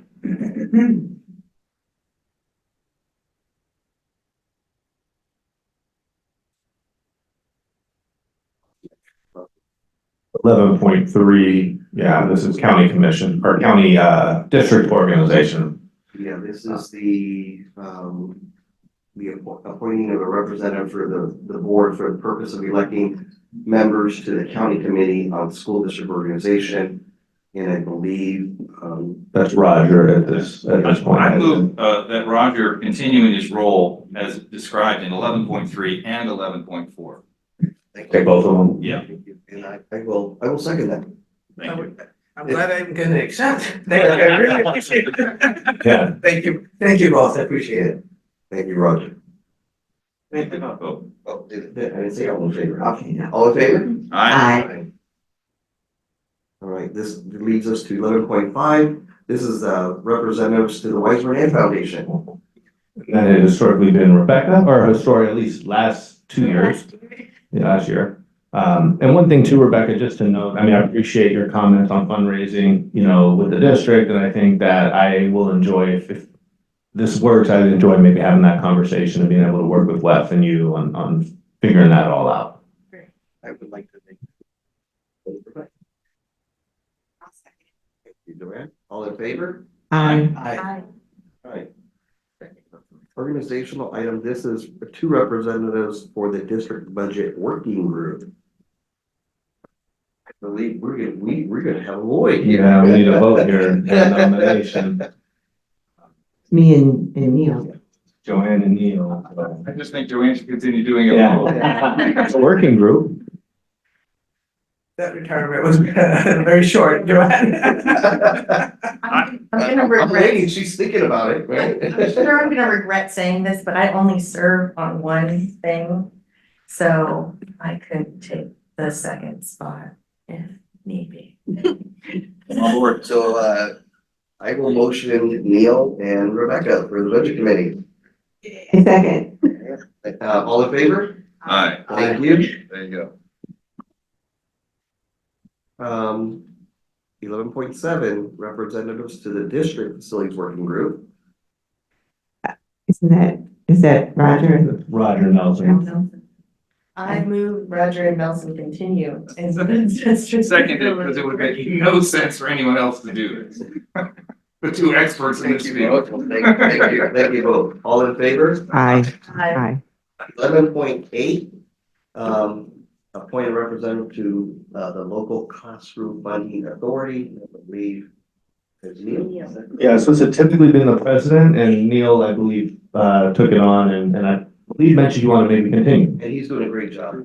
Good job. There is utility in continuity in this. The relationships we've built, I feel like, I have great connection now with our surrounding districts as a result of this. I'm happy to keep doing this. They're lovely people. Thank you. And what I mentioned, I want to clarify that, but I do want to publicly say this.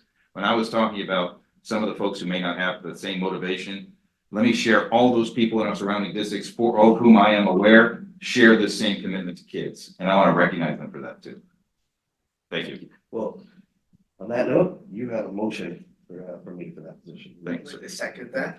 Thank you, Roger. All in favor? Aye. Aye. And since we're on a roll, the next item is appointing the representative to the local public school funding authority. Yes, so this, last year, I believe, Neil, Dr. Goldman, and Jason Hasty were on this committee. It's the same people at all the districts, pretty much. It is, and I don't think it even met last year, to be honest. I don't recall a meeting. It's very rare. It usually has to do with bond, and there's not much going on there. At least it needs to be voted on.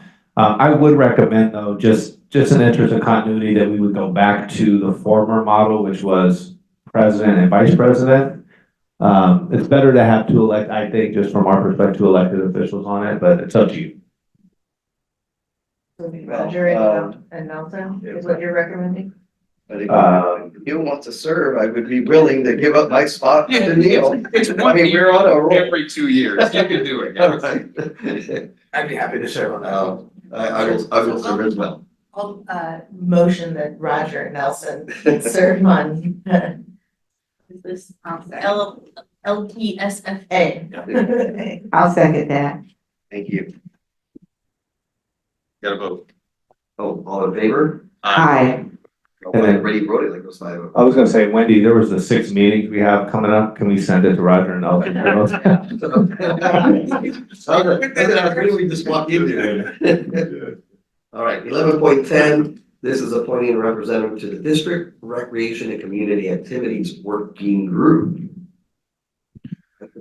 Yeah, so this has been Nelson. The purpose of this is to really bring together our recreational committees. Our chief business official, Jason, in this case, has brought them together. And we try to do this once or twice a year. So yeah, Nelson, you've served on this. Happy to serve if my colleagues agree.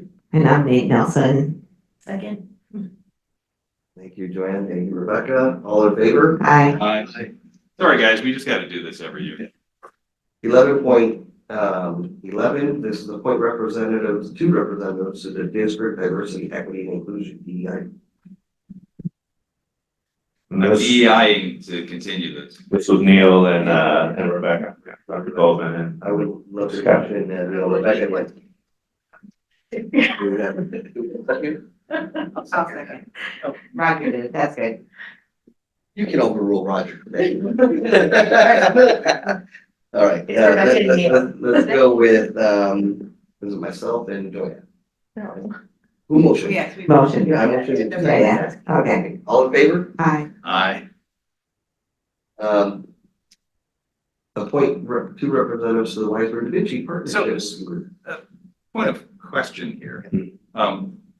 If we're having the 3x3s, which are great tools, why does this even continue? This is for 3x3. I was gonna just share that this would be just the two folks that are gonna be part of the 3x3. It's so useful that I know what's going on. That's great.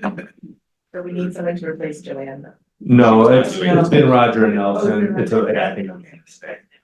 Yeah, I move that it continues as it is. yeah. I second. Thank you both. All in favor? Aye. Aye. All right. I'd like to point out that the technology committee is not there, not on the list. Thank you, sorry, and I should have, I meant to send that in the update. We're actually gonna fold the technology into facilities because we found a lot of it there was this overlap. Instead of having two separate meetings, we would bring technology to that committee. So yeah, we would just combine the two. Got another committee. Sounds good, thank I you. mean, there was such that we even talked about, there was such an overlap of the envelope and then a lot of, Noemi's helping manage a lot of it, so we would come in and we would get double presentations and so forth, so it just made it. Makes sense, thank The only you. recommendation I have is if we need to obviously activate it, let's call it right back. Of course. Committed to status. Exactly. Okay, let's go to action items. Do we want to take 12.1 through 12.3? We can, I have a question. Okay, motion from Neil. I'll second. I didn't know I moved, but okay. I assumed, I guess. So- Neil, question. Yeah, can I have some explanation on these? I read these and I don't really understand them. I want to know what I'm doing before I vote on something. Sure. Each one of them, is that what you're asking? Just the big picture. Yeah, on yeah. these, yeah. Noemi, so the first one has to do with the geotechnical report, and that had to do with the fact that we had a report that was in Netherlands, and we found that report, but the company that ran our old geotechnical on the actual Cabrillo site when it was built folded. That company is no longer there. We were able to get those lab to supply the report, but then we actually have to have a geotechnical consultant come in and actually validate that report so that when it goes to DSA, we have a validated report. Did I get that almost right? 99.9%. The only piece that is actually missing is that DSA is now requesting that this new geotechnical company provide additional calculations. So we're gonna have to go out, take additional borings, come up with those calculations and submit those in a new report, also validating the existing report. This is a DSA requirement It is a before any requirement. new construction, modification, anything. Correct, because it exceeds a certain percentage of retrofit of an existing building. And because of that, it triggers a seismic study. Thank Mhm. I mean, that Holly Glen the conversion is the gift that keeps on giving. Yes. But still within budget. It is. That was my question on 12.2 within budget, It is. big number. That's the materials for the roofing project. Which one? This is the roofing project, Noemi. It's Garland. Correct. So this is for, as you may recall at the last board meeting, I provided an update on how we're gonna be splitting the Del Air minor modernization project and prioritizing the roof project first. This allows us to lock in 2023 dollars because they are going up come January 1st. So by approving this purchase, we're essentially purchasing the material ahead of January so that we can lock in the numbers. We're also in the process of bidding. In fact, we are closing bids on December 20th to find an actual roofer, a contractor to perform the work next year. Forgive me, I'm remembering the 30-year, It's a 30-year roof. so I guess, so the materials are 30-year, not the installation. Well, But I just didn't understand what Correct. 30 years was. It's a 30-year warranty, Warranty. Okay, roof warranty, correct. thank you. Great. And by using this CMAS, it results in about a 25% discount to the district as well. So not only are we saving 25% by using a CMS, but we're also locking in today's dollars versus waiting till next year. So we're also bidding early to lock in contractors and save money by putting it out to bid as soon as possible. So we're exploring every potential way to save money to the district. And then the third one's HVAC. That was static. Is okay. We're good. Okay, thank you. We have a motion by Neil and a second by me. All those in favor? Aye. Aye. We're gonna move on to 13.1. 13.1 is to approve the first interim report as positive certification and related budget revisions. You have a motion and a second, so we can ask some questions and have Dr. Childers and Dr. Hasty answer them. Motion. Okay, I'll second. Motion from Joanne and a second from Rebecca. Any, we'll start with you, Dr. Hasty. Any comments, presentation, and then we'll have. a presentation. Yeah, I think we're gonna see it. Yeah, so if we get the PowerPoint.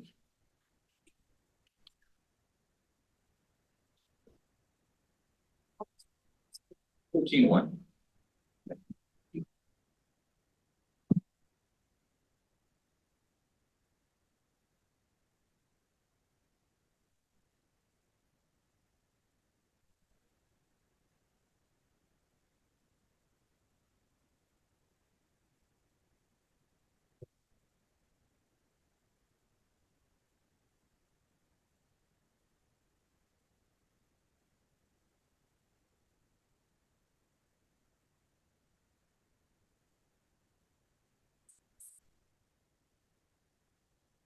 There we go. Good afternoon, board. Today I bring to you the first interim budget report. And again, the purpose, we're going to do the general overview context of the financial reporting, and I'll talk about some of the assumptions that we made in developing this first interim report. We'll look at a operating snapshot, and those will be really the unrestricted funds we'll be looking at. And then, of course, the first actual interim report, MYP, that'll be another piece of this. And then we'll look at the current balances of those other funds, and we can discuss next steps. So here's a cycle. I know we try to show this because we want to everybody know that this is all governed by statute. The last report I did was that unaudited actuals September 15th. You see that before that, we looked at the estimated actuals versus budget. Now we're getting into first interim. And really that is July 1 through October 31st. We're taking all those expenses from that time period, and then we're making projections on where we're going to land by the end of the year, and not only by the end of the year, but the two subsequent years as well. And then the next step, you'll see that December 15th, our audit was completed. And I will be presenting that in January, and just to let you know, there were no findings in the audit as well. And I also, the big sentence there is that even the most carefully prepared budget is just a snapshot in time. So I always say that things do change, and it will change. So again, just want to point out, first interim, we got this, and then really today, the key thing here is I'm presenting to you a positive certification that is critical, meaning that we're going to meet our financial obligations for the current and two subsequent years. And I circled it right there, so we're all very clear what we're presenting to you today. Okay. So here's the assumptions, and just want to really clarify, and Dr. Goldman talks about that 1%. And just what does that mean for Wiseburn? We did get this 8.22% COLA for the current year. And then we were planning on, when I presented that last budget, remember, we were going to have 3.94% COLA. Well, the Legislative Analyst Office, they're one of the first ones to come out with those reviews. They said, you know what, based on the lack of revenue at the state level, $60 billion, you know, we're looking at, no, it's not going to be 3.94, it's going to be 1%. Could that change? My answer is always yes. Will it change? Maybe, yes. You know, we just don't know, but we have to be conservative and careful with our projections. What does that mean for us? So 24, 25, that's not this year, that's next year. Remember, these are all projections. So keep that in mind. That's about $800,000 in reduced revenue for that year, and about $800,000 reduced revenue for the 25-26 school year. So 1.6 million, if anybody asks, what does that mean, that 1% versus 3.94? It's not 1.6 million in the long grand scheme of things, but it could change. Any questions about that or comments? Okay, so here's the big one. This budget is gonna assume RDA funds. There's gonna be a board item after me, passing a resolution about the, use of the RDA funds. What does RDA stand for? Redevelopment Agency. So RDA funds are pass-through taxes that come to the city of Hawthorne, and they come to us in a restricted form. So when we talk about unrestricted versus restricted, unrestricted don't have the same amount of statutes, we have much more flexibility. What I'll show you in the next slide, you'll see that unrestricted is really key for us, for our fiscal health and longevity. But these RDA funds come to us as restricted funds for capital projects, so like construction, things like that. What we are doing with this mandatory, this contribution, we're offsetting another mandatory contribution, which is routine restricted maintenance. So routine restricted maintenance is, by statute, we have to put away 3% of our total expenditures into a restricted fund and a resource, that's that RRM, routine restricted maintenance. To give you an idea, this last year we do it at closing, it was about 900,000 and change. And that was based on the 3% of our expenditures. Right now, we're budgeted to hit about 1.1 million, right around there, for routine restricted maintenance contribution. Meaning, what is a contribution? We're taking from the unrestricted, we're putting it into the restricted because we cannot cover all of our expenses. We have different types of contributions. We know special ed, we know, and this is one of them, this is a big one. So what we're doing essentially is we're taking a restricted source that would be used for capital projects. And why can we do that now? Well, we have a bond. So we have other money for capital projects. Typically, we didn't have that bond. We want to save this money to do these projects. Well, we're going to have this bond for a while, so we can do this. So we're going to take that, instead of taking it from our general fund to offset that contribution of about $1 million, 1.1 according to the assumption in this one, we're going to use the RDA money and offset and put it where the routine restricted maintenance money is. So that will offset our contribution, bringing it down for the current year. So I just want to make sure, I'm going to stop there and make sure everybody understands what that. Can I just add to that too? Yes. I think that, if you recall about a year ago or so, Carolyn Larson, who was our accountant, brought this as an option. Districts across the state are using this.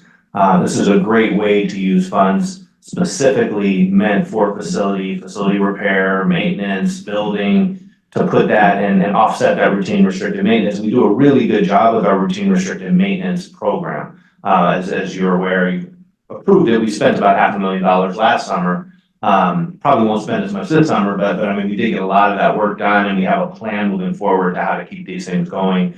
So these funds will then just transfer in and offset that routine restricted maintenance contribution that Dr. Hasty talked about. So this was really highly recommended from Carolyn with I. Bailey, something we looked at. We did bring a report to you, a study that public school something or other. Public economics. There we go, public economics. Yeah, it's Dante Gumasio, so thank you. Yeah. So the one thing about this, the assumptions and how this budget is built for this current year, we're looking at about 1.1 million of offset. When we get to the actual contribution, you'll see actually we reduce about 900,000 because that doesn't make the total contribution. Other things move around. But anyway, so 1 million is about the offset. We're assuming in 24-25, $680,000. And in the next year, $680,000. There is some reserve in there of about 1.3 million that we haven't spent yet, but we can save that for other, things just in case we have to add more to this. Okay, so yes. So you're saying that 1.3 million is RDA funds that we are not using? Exactly. We're not allocating the entire thing right now. So we do have some other reserves in there. So we're offsetting the restricted routine maintenance. By 1 million for this year. Yep, and then the 6. So we have Yeah. like 2.3 million in Yes, RDA right, funds? right. Okay. Yeah, so the question that I have is, what are we doing with the typical restricted routine maintenance funding that we get?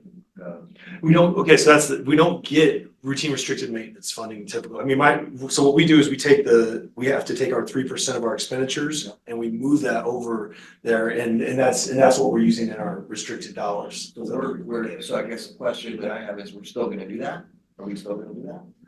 We won't have to do the full 3%, because we're taking this money offset. That's the question. That's how you're saying that you're gonna offset. So Exactly. you're not gonna take that 3% and move it over to necessarily routine maintenance. Correct. We're gonna offset it with this. Yes, exactly.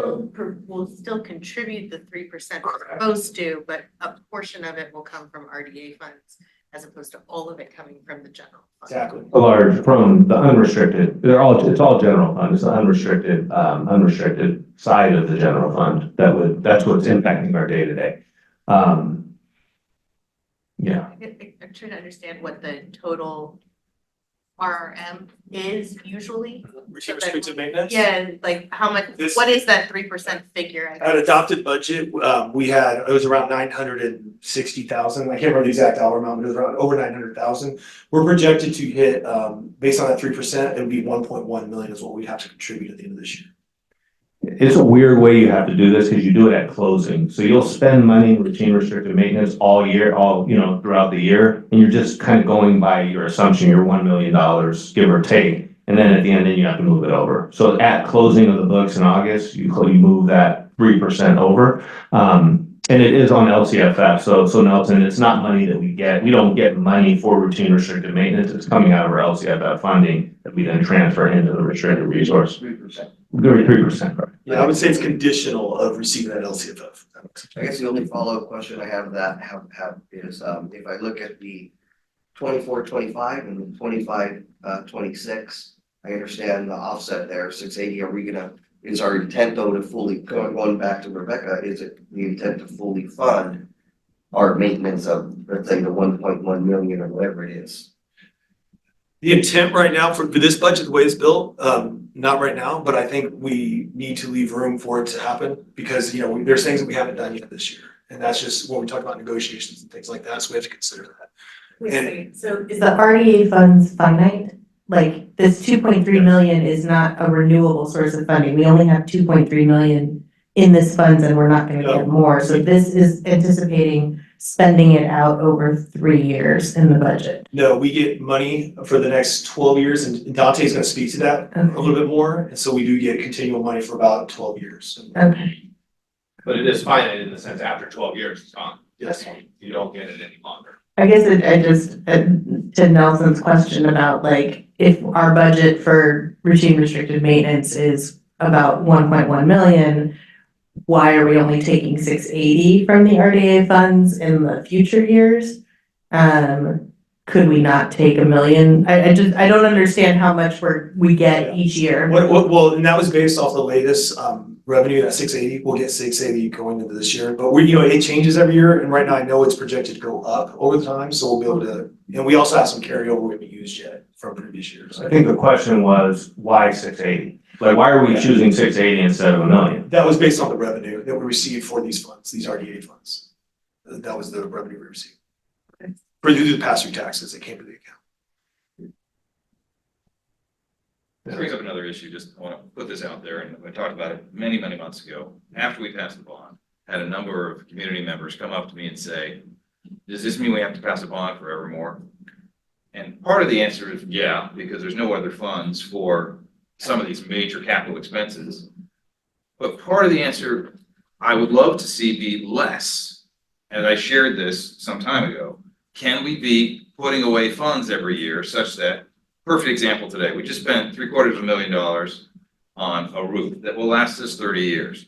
$25,000 a year for 30 years replaces that roof. I know that's current dollars, that won't work. But this is the kind of thing I would love to see us potentially be doing. Does this fall into that mix somehow? Is there some way that, yes, we're not going to fully fund capital expenses. It's a pipe dream, I realize. But can we semi-fund them or reduce the need for bonds in the future, trying to be a really great custodian of our funds? I guess, sorry to piggyback on that question is, if we are offsetting this money from our general, fund, what happens to that money that we've offset? Like, have we spent that somewhere else? I think it's freeing up money from the restricted for the.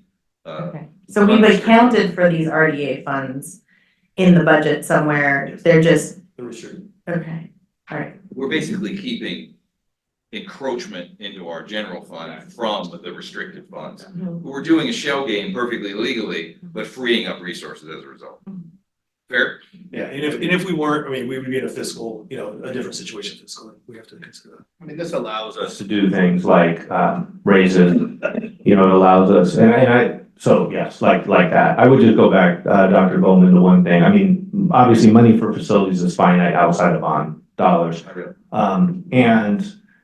And I think that we've put together a really, really good routine maintenance plan, and I think that is case in point how you extend some of the life. And I know there's a money side of it, and you've asked that, and I think we could do that through our deferred maintenance account, which we do put money in for long term. But again, even that, you get that up to $7 million. A roof knocks that out. I mean, you know, not entirely, even if you get that up to 5 million, but a roof or two is gonna knock it out, right? So I think that the deal is, the good stewardship of facilities really starts with making sure we're filling cracks in the asphalt every year, and we're not letting that get, you know, so that it lasts, its life, if not longer. I mean, we've got good lives out of most of our things. I wanna give my hat off to, you know, our grounds crew, you know, to Anthony, Carlos, and Pedro, you know, our grounds crew, and Todd, you know, who's here today. I'm gonna start naming people and forget someone and have someone mad at me, but, you know, really taking a look at the systems that are in place. Archie was here, and what I wanna say about Archie is he's looking at systems related to our custodial and upkeep on a day-to-day of classrooms and carpets and things like that. So we're looking creatively at how we can extend life or just make sure that we get the full life out of everything. So it starts there, and yes, I know that. Excellent. Thank you. Going on down, this budget is updated to reflect current enrollment. We are up 36 students, but I will say that's enrollment, you know, so we have to think about ADA versus enrollment. So we do a percentage of about 94% based off the past performance, and I know the board has talked about increasing that. You know, I checked in with our team today. Not certified, but we're above 95% right there. So it is increasing, but you know, we won't know until it's certified. So the other thing you see there, the CalSTRS stayed flat, 19.1. And then you see CalPERS is going up over time. This changed, I believe, this week. And I did not put it in this, but you'll see that reflected on the second interim report. And you'll see where it says 27.7. It's probably gonna be about 27.8. You'll see about 10% changes based off the latest recommendations out of LAO. Okay. Jason, just one question. Do you know the difference, you know, I know we're at 94%, and you said that right now, not certified, we're looking at 95, but do you know the difference in dollar amount between 1% of like ADA going from 94 to 95 or 95 to 96? 260 something. Is it? Yeah, we said it, I think it's about around 260,000. But again, that's not something that just immediately happens. It takes time to certify, and we get that money. It's usually. So send your kids to school, parents. So if we can get from 94 to 97, you're talking 750,000. Yes, 3%, it's $750,000. Yes, that's huge. And we're looking good to start, you know, I mean, we are seeing those increases, we're seeing increased enrollment, we're also seeing increased attendance rates. So it's good, so I mean. Yeah, good stuff, and I know there's been efforts made to do that, and thank you. And Monique's right there, she's done. Thank you. Tremendous work in this area. Yeah. Okay. Let me see if there's anything else I want to say on this slide. Okay, I'll go there. Okay, so unrestricted only. So I want to be clear what we're looking at. This is that really important unrestricted. So I want to just I'll make this easier for you because I got little arrows. For total revenues, and again, this is from when we adopted the budget to where we're looking at now, projection. You know, we're looking at having a little bit more money, around $244,000 more dollars as a projection. You know, the LCFF went down a little bit, and I think I've talked about that at unaudited actuals. That was an attendance reporting correction. Again, projection, could it be different by the time it comes, you know, set for a second interim? Yes. Going on down, you see we got a little bit more money in lottery. That came in the fourth quarter towards the end of the year, but that's so that was about 29,000 more. We also here's a good one. We have more interest than we expected, and so we were forecasting a little bit less. But the other piece of that is you'll see facility rentals has increased. So we've really been on it this year, a lot better. I think this is just part of that returning from COVID. We brought in more revenue, so you'll see a plus in local revenue of about 348,000 total. And if you go down to the next line, those are your expenditures. Let me see if my arrow will take us there. There we go. So you see there, it's good when you see the ones in parentheses on the expenditures. That means we've reduced expenditures, and this is unrestricted. I want to say that again. So, you know, we've had reduced certificated salaries with, you know, sub budget reduction. We've had, less subs. We've had some vacancies. We've had some staff that we've hired that are at a lower tier on the step and column than others. So that's been some savings. And of course, then we have some classified savings of 42,000. And then you'll see that that gets into benefit savings because we've had reductions in overall expenditures for staff. And then we had a reduction of about 97,000 for legal and other contracted services. And so, that's a good sign. And then we go down to the next one, capital outlay. We don't really have any major capital projects. So we did have about 55,000 that was budgeted. We did reduce that just for the purposes of first interim. And another highlight on here, let me see if I can do my cool. I don't know if I can do it. It's not as nice. It's kind of harder to do it from far away. Okay, so indirect costs. We're about 3.9% as our rate. And we have really been diligent about the indirect rate and charging it to where we're allowed to charge it. And what that means is, so if you get $100 and you're allowed to charge indirect, and you spend $100 of expenditures using that pot of money. Well, your indirect rate, you can charge the 3.79% I said, and so you get that back. And so that's for admin costs. And so since we've been really diligent about that, we're projected to see about a $91,000. I know it looks odd that it's reduction expenditures, but that's also money that we're able to save. So it's a savings for us due to reduced expenditures through indirect costs. And hopefully we'll see how that goes, but it's taking us in the right direction. The next one down, you see that contribution. I wanted to point that out. Jason, when you say savings, it's a savings to our unrestricted general fund, but technically it's because you could use that money for restricted programs. Correct. Correct. Yes. So the other one, you'll see that RDA, what I was talking about. You remember the contribution mix is made up of a few things. So the total contribution, we had a reduction of 906,000, and then we go down to here with that unassigned, and that's what's left over at the bottom line. Right above it, you'll hear that term REU. That's that reserves for economic uncertainties. That's what's guided by statute at 3%. So if you look at that 1.7, that's the difference. So we thought we were going to land around 1 million. But based on first interim at this point, we're looking at 2.7. So that's a 1.7 million increase for unassigned dollars at this point. So that's more money that we have to spend that we haven't budgeted. Yeah, I'm kidding. Not to spend, to save. Say Yeah, whatever. yes, no, yes, yeah. Okay. So Surplus in our budget. No, go back. Yeah, sorry. Go back. I think it's important really, I know the differences are important between the two, but I think when you're looking, we're looking at the health of the budget. One of the things we did when we came at adopted budget is we showed you revenues of 30.5 million. We showed you total expenses of around 23.4 million. And then obviously our contribution that sent us over, and that's where we had some of our challenges, special ed, we had routine restricted maintenance. And then that led to really a deficit at the end on an annual basis. It led to deficit spending in that year. And then you see our bottom line of unassigned above the 3%. So just looking at the bottom two rows, you have the reserve for economic uncertainty, which is your 3% statutory requirement to submit to the county. So we met that at the budget and then had that unassigned over the 3% of another million. But we were deficit spending. Then you look to the second column, though, we are looking at a different scenario here. We had challenged ourselves, the board had challenged us to take a look at cost savings. You see those in the differences, cost savings to contracts, cost savings to our legal, in a legal sense, cost savings in employment, contracts and things like that. And so we're able to make these changes, and not so much cuts as much as it is, part of it's cuts, part of it is really just cost savings and making good decisions. So you saw the 30.31 million essentially to the 22 expenditures went down, and that's what we were looking to do, is really cut back on those expenditures to protect the bottom line. And there you see the $6.7 million in contributions, and the contribution led to the bottom line now, which is $2.7 million above that 3% reserve.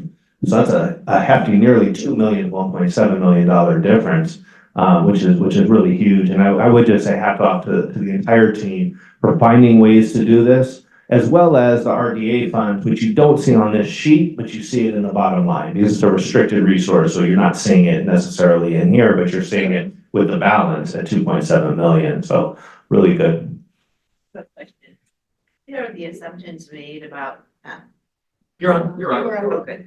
What are the assumptions made about, salaries? Do we include, We do step and column. We usually figure about 2%, and that's in NYP. But right now, as far as considering an increase, we did not put the assumptions for an increase in this. okay, so some of that $2.7 million we know is gone. And the raises will be retroactive to July 1. Okay. Do we know about what that would be with what we're thinking of negotiating? Well, yeah, do we want to talk about it now? What's the number? How much? Well, just a big number, the full number. It's 1.5 million, I believe. Yeah, it's one over 1.5 million. Yeah. So it's gonna be for that bottom line receiving myself. Is it? Was it 1.7? Out of the 1.7, out of the 1. So there's 200,000. Yeah, so really, we're not looking at. We're not flush. Yeah. We're not doing as good as this because we're giving, but what we did is we freed up to be able to give a raise, and we're gonna have to tighten our belt. And this was something that, you know, I know we talked, you know, to the board about a little bit just in terms of, how do we put ourselves in the most competitive position to be able to give a raise at a time when we know we feel, and, you know, you're all very supportive of that. Thank you. But now we'll have to, there's gonna be some cost saving. We're gonna have to continue making these cost saving, decisions and taking some measures in the out years. There's 3 items that I think we have a developer, in fact, I know we have a developer fees issue at our agenda, but it's really just approving the money we have. It's not changing the funding. Do we have a advisory? Can we get an advisory both on gym fees, how much we're taking in? And I think you presented this, but I'm not sure we have an advisory on what we're doing to increase them, or should we increase them? And how do we maximize those fees being fair? The developer fees, same thing. And also, the PARS investment, is that something we're able to do? I think Dr. Silvers was talking about that. That wasn't significant dollars, but it might represent something to add $100,000 is what I'm talking about here. It's not hugely material, but it's not irrelevant.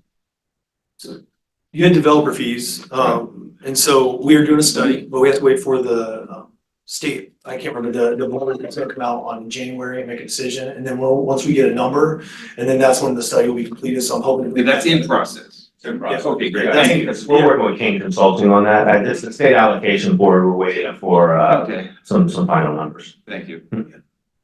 And then, the other thing is, with the facility fees. And yes, that's what we'll get that too. And so we want to bring that back probably around the same time. And that'd be effective July 1, I believe, or somewhere around there. And I think there was an investment through PARS that was something. Yeah, so we're looking at that. I'm not nearly ready to bring that to the board with fleshed out yet. It's something that we wanted to see kind of how the budget fell for us. That would probably be a summer conversation, just the more I've thought about it. We can't tell you. Not yet, and there may be some options. I do think there's an opportunity there. I'm just not prepared, off record. I mean, we can have a conversation offline on it, but I just feel like, we need some more information to determine amounts and length of time and so forth. There's an opportunity there for sure. Thank you. Just challenging us to be as innovative as we can in a revenue challenged environment. Thank you. So here's the big one. You always see it, I know, but I helped you out here with some arrows. So let's just, that right there, you'll see that's that 1% where we went from 3.9 to 1%. So if you can only imagine, it's 27.3 million, if we're talking 800,000, right? And then that would go into that next year where you see 28 to 7, and then if you were to add another 800,000, but that's where it's really impacting us for revenues, assuming that it's going to be 1%. And then the contribution too, that's where, for the current unrestricted, remember this is their fiscal year, or I'm sorry, first interim Malta NYP projection is that first 3 rows, the column. But you see where the green is, that's what we've been talking about with the RDA funds where it's impacting us. But if you go across, if you follow that line, I'll go back. Follow that line across, you'll see where the contribution based off not giving it a full million, we're at 680 based on the revenues. That it starts to creep back up, and you see if we get into year 3, we're at 7.9. And again, something to consider, like, do we want to apply the full RDA? You know, it's something we do definitely need to consider. The next one here, and it's really, when Dr. Silvers talks about deficit spending. So because of the RDA funding, we landed in the positive by that, you see that million, and that's just that increase. So we ended up positive. But as you keep going and you see the pink, where we see that negative 902, and so we are deficit spending in the next year. The good thing about this though, is we get into year 3, we're deficit spending, yes, but you see the shift. You should see the shift from less of a deficit, from that 900 to 575 or 78,000. And then I think the final one, I should have done that when I talked, but and then of course the leftover current year, that's at 2.7 you saw in the previous, and then as we go out years, we're seeing 1.8 and then 1.3. Again, these are all projections based off 3 months of how we've been doing this first quarter, and now here's up. I have another question. Given that deficit that the governor's talking about, are we expecting cuts in funding in this school year? I have not heard anything like that. I think what is a possibility, I want to be very careful with what I say, is as we come down on this second year, this 1%, I would say once it has happened, could it happen somewhere else and float in year 3? But right now, that's where I'm at. I think the question was this year. No, we're not seeing any cuts in the current year. Seen any bubbles that would happen? No. Okay. I believe we're dipping into our rainy day fund dramatically for the state of California. That's what it's on this year, beyond this, different story. Other funds, just a quick rundown, child nutrition, you see that 637. This is based off October 31st. I want to pull the numbers from there. Deferred maintenance, where it's 459,000. We got our special reserve, and that's at Fund 17, 754,000. So I want to also mention, I'm sorry, the first, that letter, the arrow right here, just if you combine the two, we're at 9.8% reserve. I just want to make sure everybody understands that. That's a 9.8% reserve. If you add if you were to add Fund 17, we're talking about 11.64. As we go out into the out years though, that reserve, we're going to be right at 6.17, or sorry, 7.67. And then we go to 6.17. So I want to make sure if you ever wonder what the reserve, that's what we are. Is there some sort of mandatory The reserve? 3%, that's Is 3 the minimum? Yes, that's the REU, that reserve for economic uncertainties. Okay. So, yeah, if we put the salary increase in, we're back at 4% with unrestricted, adding this helps significantly. Exactly. Right. So back to this, and I just, Fund 17, we're at 754. I want to get to the GO bond. You can see there, we did have 23,000,007. That's actually up with interest and the fair market value adjustment. It's an entry we put in every year. How the state treasurer, the county treasurer performs, but we did get some interest, so it is up. We will see that change over the next year, I'm sure, and decrease as we get our projects going. Developer fees at 780,000, and then state school, that's at CTE, Fund 35, you see we're at 1.2 million there. And then the other enterprise, that is the preschool program, and you see we're at 2.4 because we have to show those a negative 2.4, but we have to show our liabilities for the benefits in that piece. So that's how we have to show that. And again, it's just something we have to show. It's not a reality at all. Right now we are looking at a potential transfer out, and it's in the document of about 198,000 for the preschool program, meaning if we're coming up a little short there. But I just want to point that out there. Okay. Most of these have revenues and expenditures. Yes. Yes. This would be really instructive to me if I knew what the annual contribution was to these, and are we positive or negative? This number is a nice balance. I'm glad they're all healthy, and that one on the bottom is perfunctory and it's meaningless. But not knowing if we're contributing every year or we're taking a big slice, this doesn't tell me a meaningful picture other than, yeah, we're good, but that would be really helpful. Okay. Jason, what's the statutory requirement of deferred maintenance? I'm just curious. I don't, my understanding it's not a percentage because there's no rule on deferred maintenance anymore, but once we put it in there, it does restrict it to a degree. So you can't move it out. Exactly. Thank you. I want to get to, the team we have is just, they're truly amazing. Adesanya Fernandez, she helps with a lot of this and on a day-to-day basis. And of course, Silka Takun with payroll, Jeanette Victoria, our accounts payable clerk, Candace Allison DeBuyer, accounts receivable, and of course, David Subaki, our payroll technician. I just want to thank everybody and especially our team. They do a great job. Thank you. Thank you. Pass it on to your team as well. Is this an action item? Yes, do we have a motion in a second? I believe so. I'm sorry, I stepped out, so. No, you're fine. Who is the motion? Joanna motion and Rebecca second. Okay. All in favor? Aye. Aye. Okay.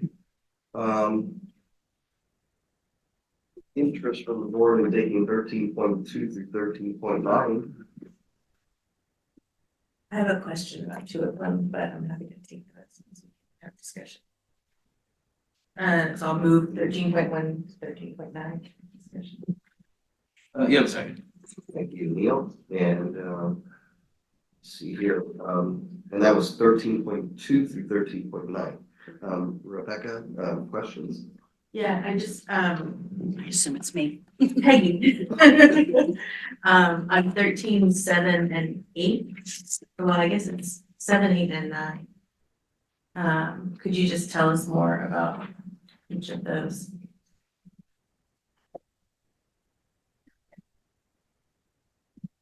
Um, 13.7 is, master contract for a student who's currently attending one of our schools and it requires more restrictive placement. 13.8 is,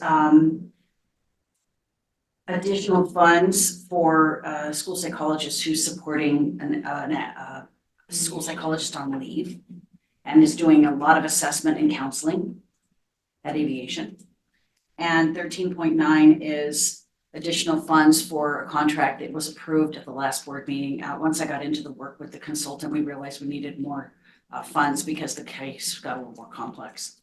So for 13.8, is that an extension of the leave of the counselor, of the psychologist, or is it just that there's more work that this person is doing? Well, it was the extension of the person's leave. Okay. And then we did get some additional referrals. There just seem to be lots of things going on right now. So both, okay. And then the second one, the total contract is not to exceed 3,000, is that? On 13.9, Yeah, it is, you previously authorized 900, now we're authorizing an additional 2,100, so it's not to exceed. 3,000. correct. Yes, correct, 3,000. Okay, thank you. I have a question.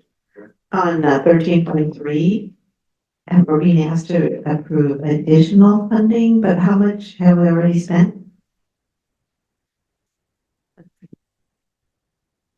That's how we're seeing them. Jason, you got that? Yeah, I have.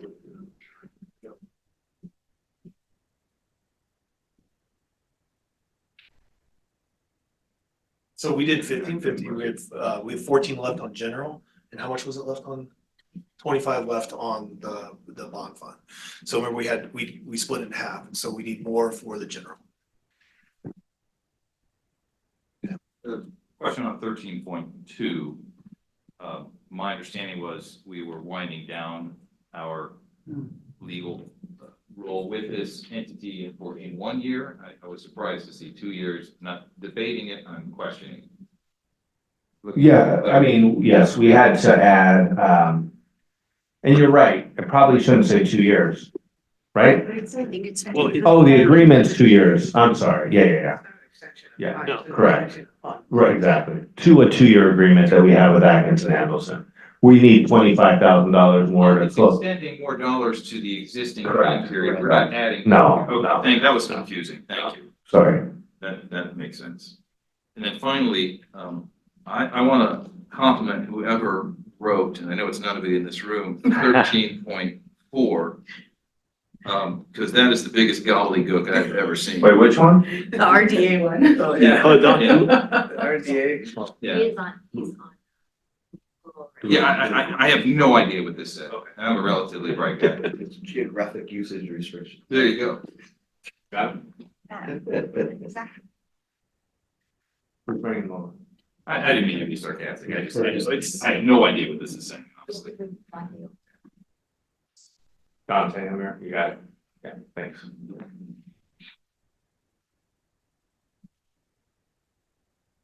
Yeah, no idea.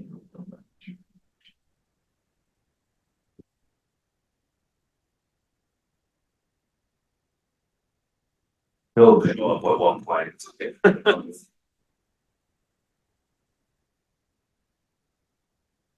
I am he. Hello, sir. Santa Claus. You can blame me. President Martinez, Superintendent Silvers, it's a pleasure to address you from far off and beautiful Asheville, North Carolina. Our firm is. I'll see you next week. Are you coming out? I literally am. Asheville, North Carolina. Life in the mountains is very sweet here. We've, all grown up hearing about the poverty of Appalachia and so forth. And while there is that, in this southern area, it's not the stereotypical West Virginia, Kentucky coal miner's daughter territory at all. In fact, Asheville is a thriving arts community, literature, old hippies. It's a great place to live, and nature treats us well here. I have been listening to Jason and Mr. Silver's discussion of the first interim report. I think I can address or clarify perhaps some issues about the RDA situation. I have included let me see here. Where is my PowerPoint? Bear with me a moment. Hang on just a moment, please. That I'd like to share with you that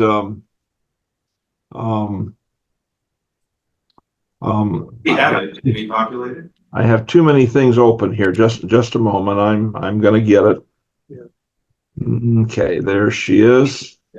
All right. So I'm going to go full screen on this, and now I go back to here, and we're going to share that. Bear with me. There we go. Okay. All right. So, if I can get this to work for me. Redevelopment is one of the most complicated things in California. Years ago, when I was testifying before a Senate committee, the legislative advocate for CASBO came up to me afterward and to congratulate me. We were successful in our testimony. And he commented that he thought in all of his career dealing with the Ed Code that it was the most incomprehensible body of law he'd ever encountered. But with just a little introduction to redevelopment, he said he thinks redevelopment's even worse, and it is. But our firm has been doing this exclusively for LEAs for over 30 years. We are the redevelopment consultant to FCMAT, community college districts statewide, K-12 statewide, many in LA County, including LA Unified, LACO as well. So we're the ones who understand this gobbledygook. And let me just note in this slide that many of you may have heard that redevelopment agencies were dissolved by the legislature in 2011. There were lawsuits and a delay in implementing the dissolution. Finally, it took place on February 1st, 2012. So we're coming up on almost 12 years since the dissolution of RDAs. The legislature dissolved them because of the many abuses that RDAs committed. And I won't list them, but many of those abuses were detrimental to school and college districts. And so now the RDAs are gone, but the RDAs had issued billions and billions of dollars of bonds and long-term contracts and it would have brought the wrath of Wall Street down on California had they caused those RDAs to default on those obligations. So while the RDAs went away, they were succeeded by themselves with a different name on the door. Instead of redevelopment agencies, they became successor agencies, and they had no authority to spend any new money, enter into any new bonds or any new contracts. They could only wind down what they inherited from the RDA, and as long as this wind down process takes place, then certain payments that RDAs were required to make to school districts, either by contract or by statute, continue. And I believe Jason referred to 13 years. We expect these specific RDA revenues to continue and typically to increase, sometimes significantly, over the next 13 years, by which time all of the former RDA's debts in Hawthorne will have been repaid. The successor agency will itself then terminate, and this whole tax increment diversion reimbursement scheme will be over. But for the next 13 years, fortunately for Wiseburn, you will get these additional revenues because they are outside of the LCFF. They are restricted revenues. And once the successor agency goes away and these revenues end, then yes, you'll get property taxes, more property taxes, but unless you're basic aid, you will receive those for benefit of the state. Meanwhile, you receive these for significant benefit to the district and the students and employees associated with the district. I'm not going to read each of these slides. This was included in the packet. If you have any questions, please feel free to answer them. I will just say that the specific RDA revenues that Jason and Mr. Silvers were referring to are called pass-through revenues, specifically AB 1290 pass-through revenues. So they are statutory. And even more specifically, the only portion of those revenues that Jason has included in his projections are the 56.7% facility share you see referenced towards the bottom of this slide. For every $100 of AB 1290 pass-throughs coming to the district, formerly from the RDA, now from the county auditor controller, who is a de facto trustee for that former RDA obligation to you and to other taxing entities, not just you, the college district, LACO, for example. For every $100 that come to you in AB 1290 pass-throughs, $56.7 are restricted. 43.3% are unrestricted and deemed property taxes. Since you're not basic aid, you don't benefit from $43.3 per hundred. You only benefit from the $56.7 per hundred, which is not reported to the state as taxes, is not an offset against state aid. It's real money, your money, restricted money. And so Jason has taken our firm's projections of the future and taken a very conservative, appropriately so, slice off of those projections, and they're coming from the $56.70 per hundred portion only. The other portion doesn't count. Thank you for the detail. I have a bigger picture, but I don't know what I'm voting to approve here. What is this? What are we voting on? Well, you're voting to approve how the 56.7% is used. I said it's restricted to facilities. There is a couple of recitals in the resolution that describe the statutory language, exactly what this facilities mean and what doesn't it mean. But more importantly, AB 1290 pass-throughs are geographically restricted. And they're coming from two project areas in the city of Hawthorne. And the district is partial, and those project areas are partially located within the district. If we don't do the resolution, you have to spend the project, the 56.7% dollars either in the project areas, which isn't where your schools are necessarily located, or at schools that are attended by kids who live in those project areas, or at schools attended by kids who live in affordable housing that was subsidized by the RDA. Doing the demographic analysis to satisfy either of those three conditions would be costly and needless, because there's a fourth option. The board can simply make determinations and findings of benefit to those two project areas, and that allow you to spend the dollars anywhere you want. Yeah, I think I have what I need. Thank you so much. Really appreciate it. Okay. So anyway, the rest of this, addresses your questions in more detail.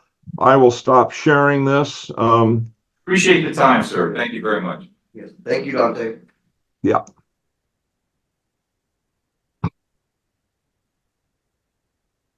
Good. Thanks, Joe. All right. We need to vote though, so we pulled all of them, yeah. We did motion. I pulled that one out for a separate item.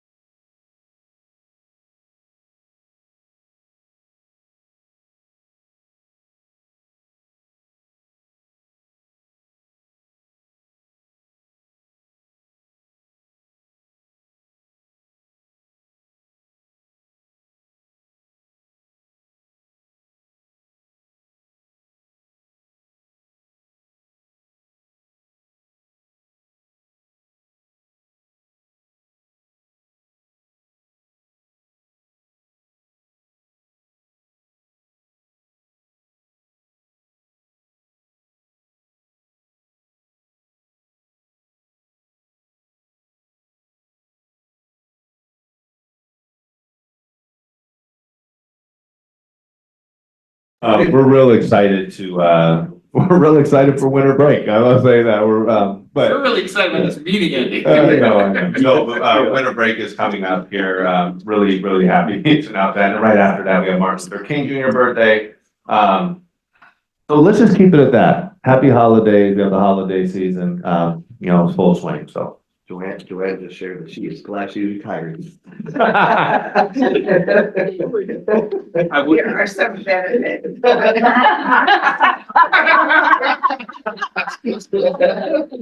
Sorry about that, guys.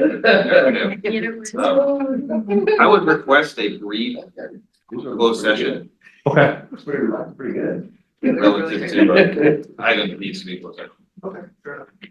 All right. Thank you. I think that concludes the meeting. Thank you, everyone. Thank you.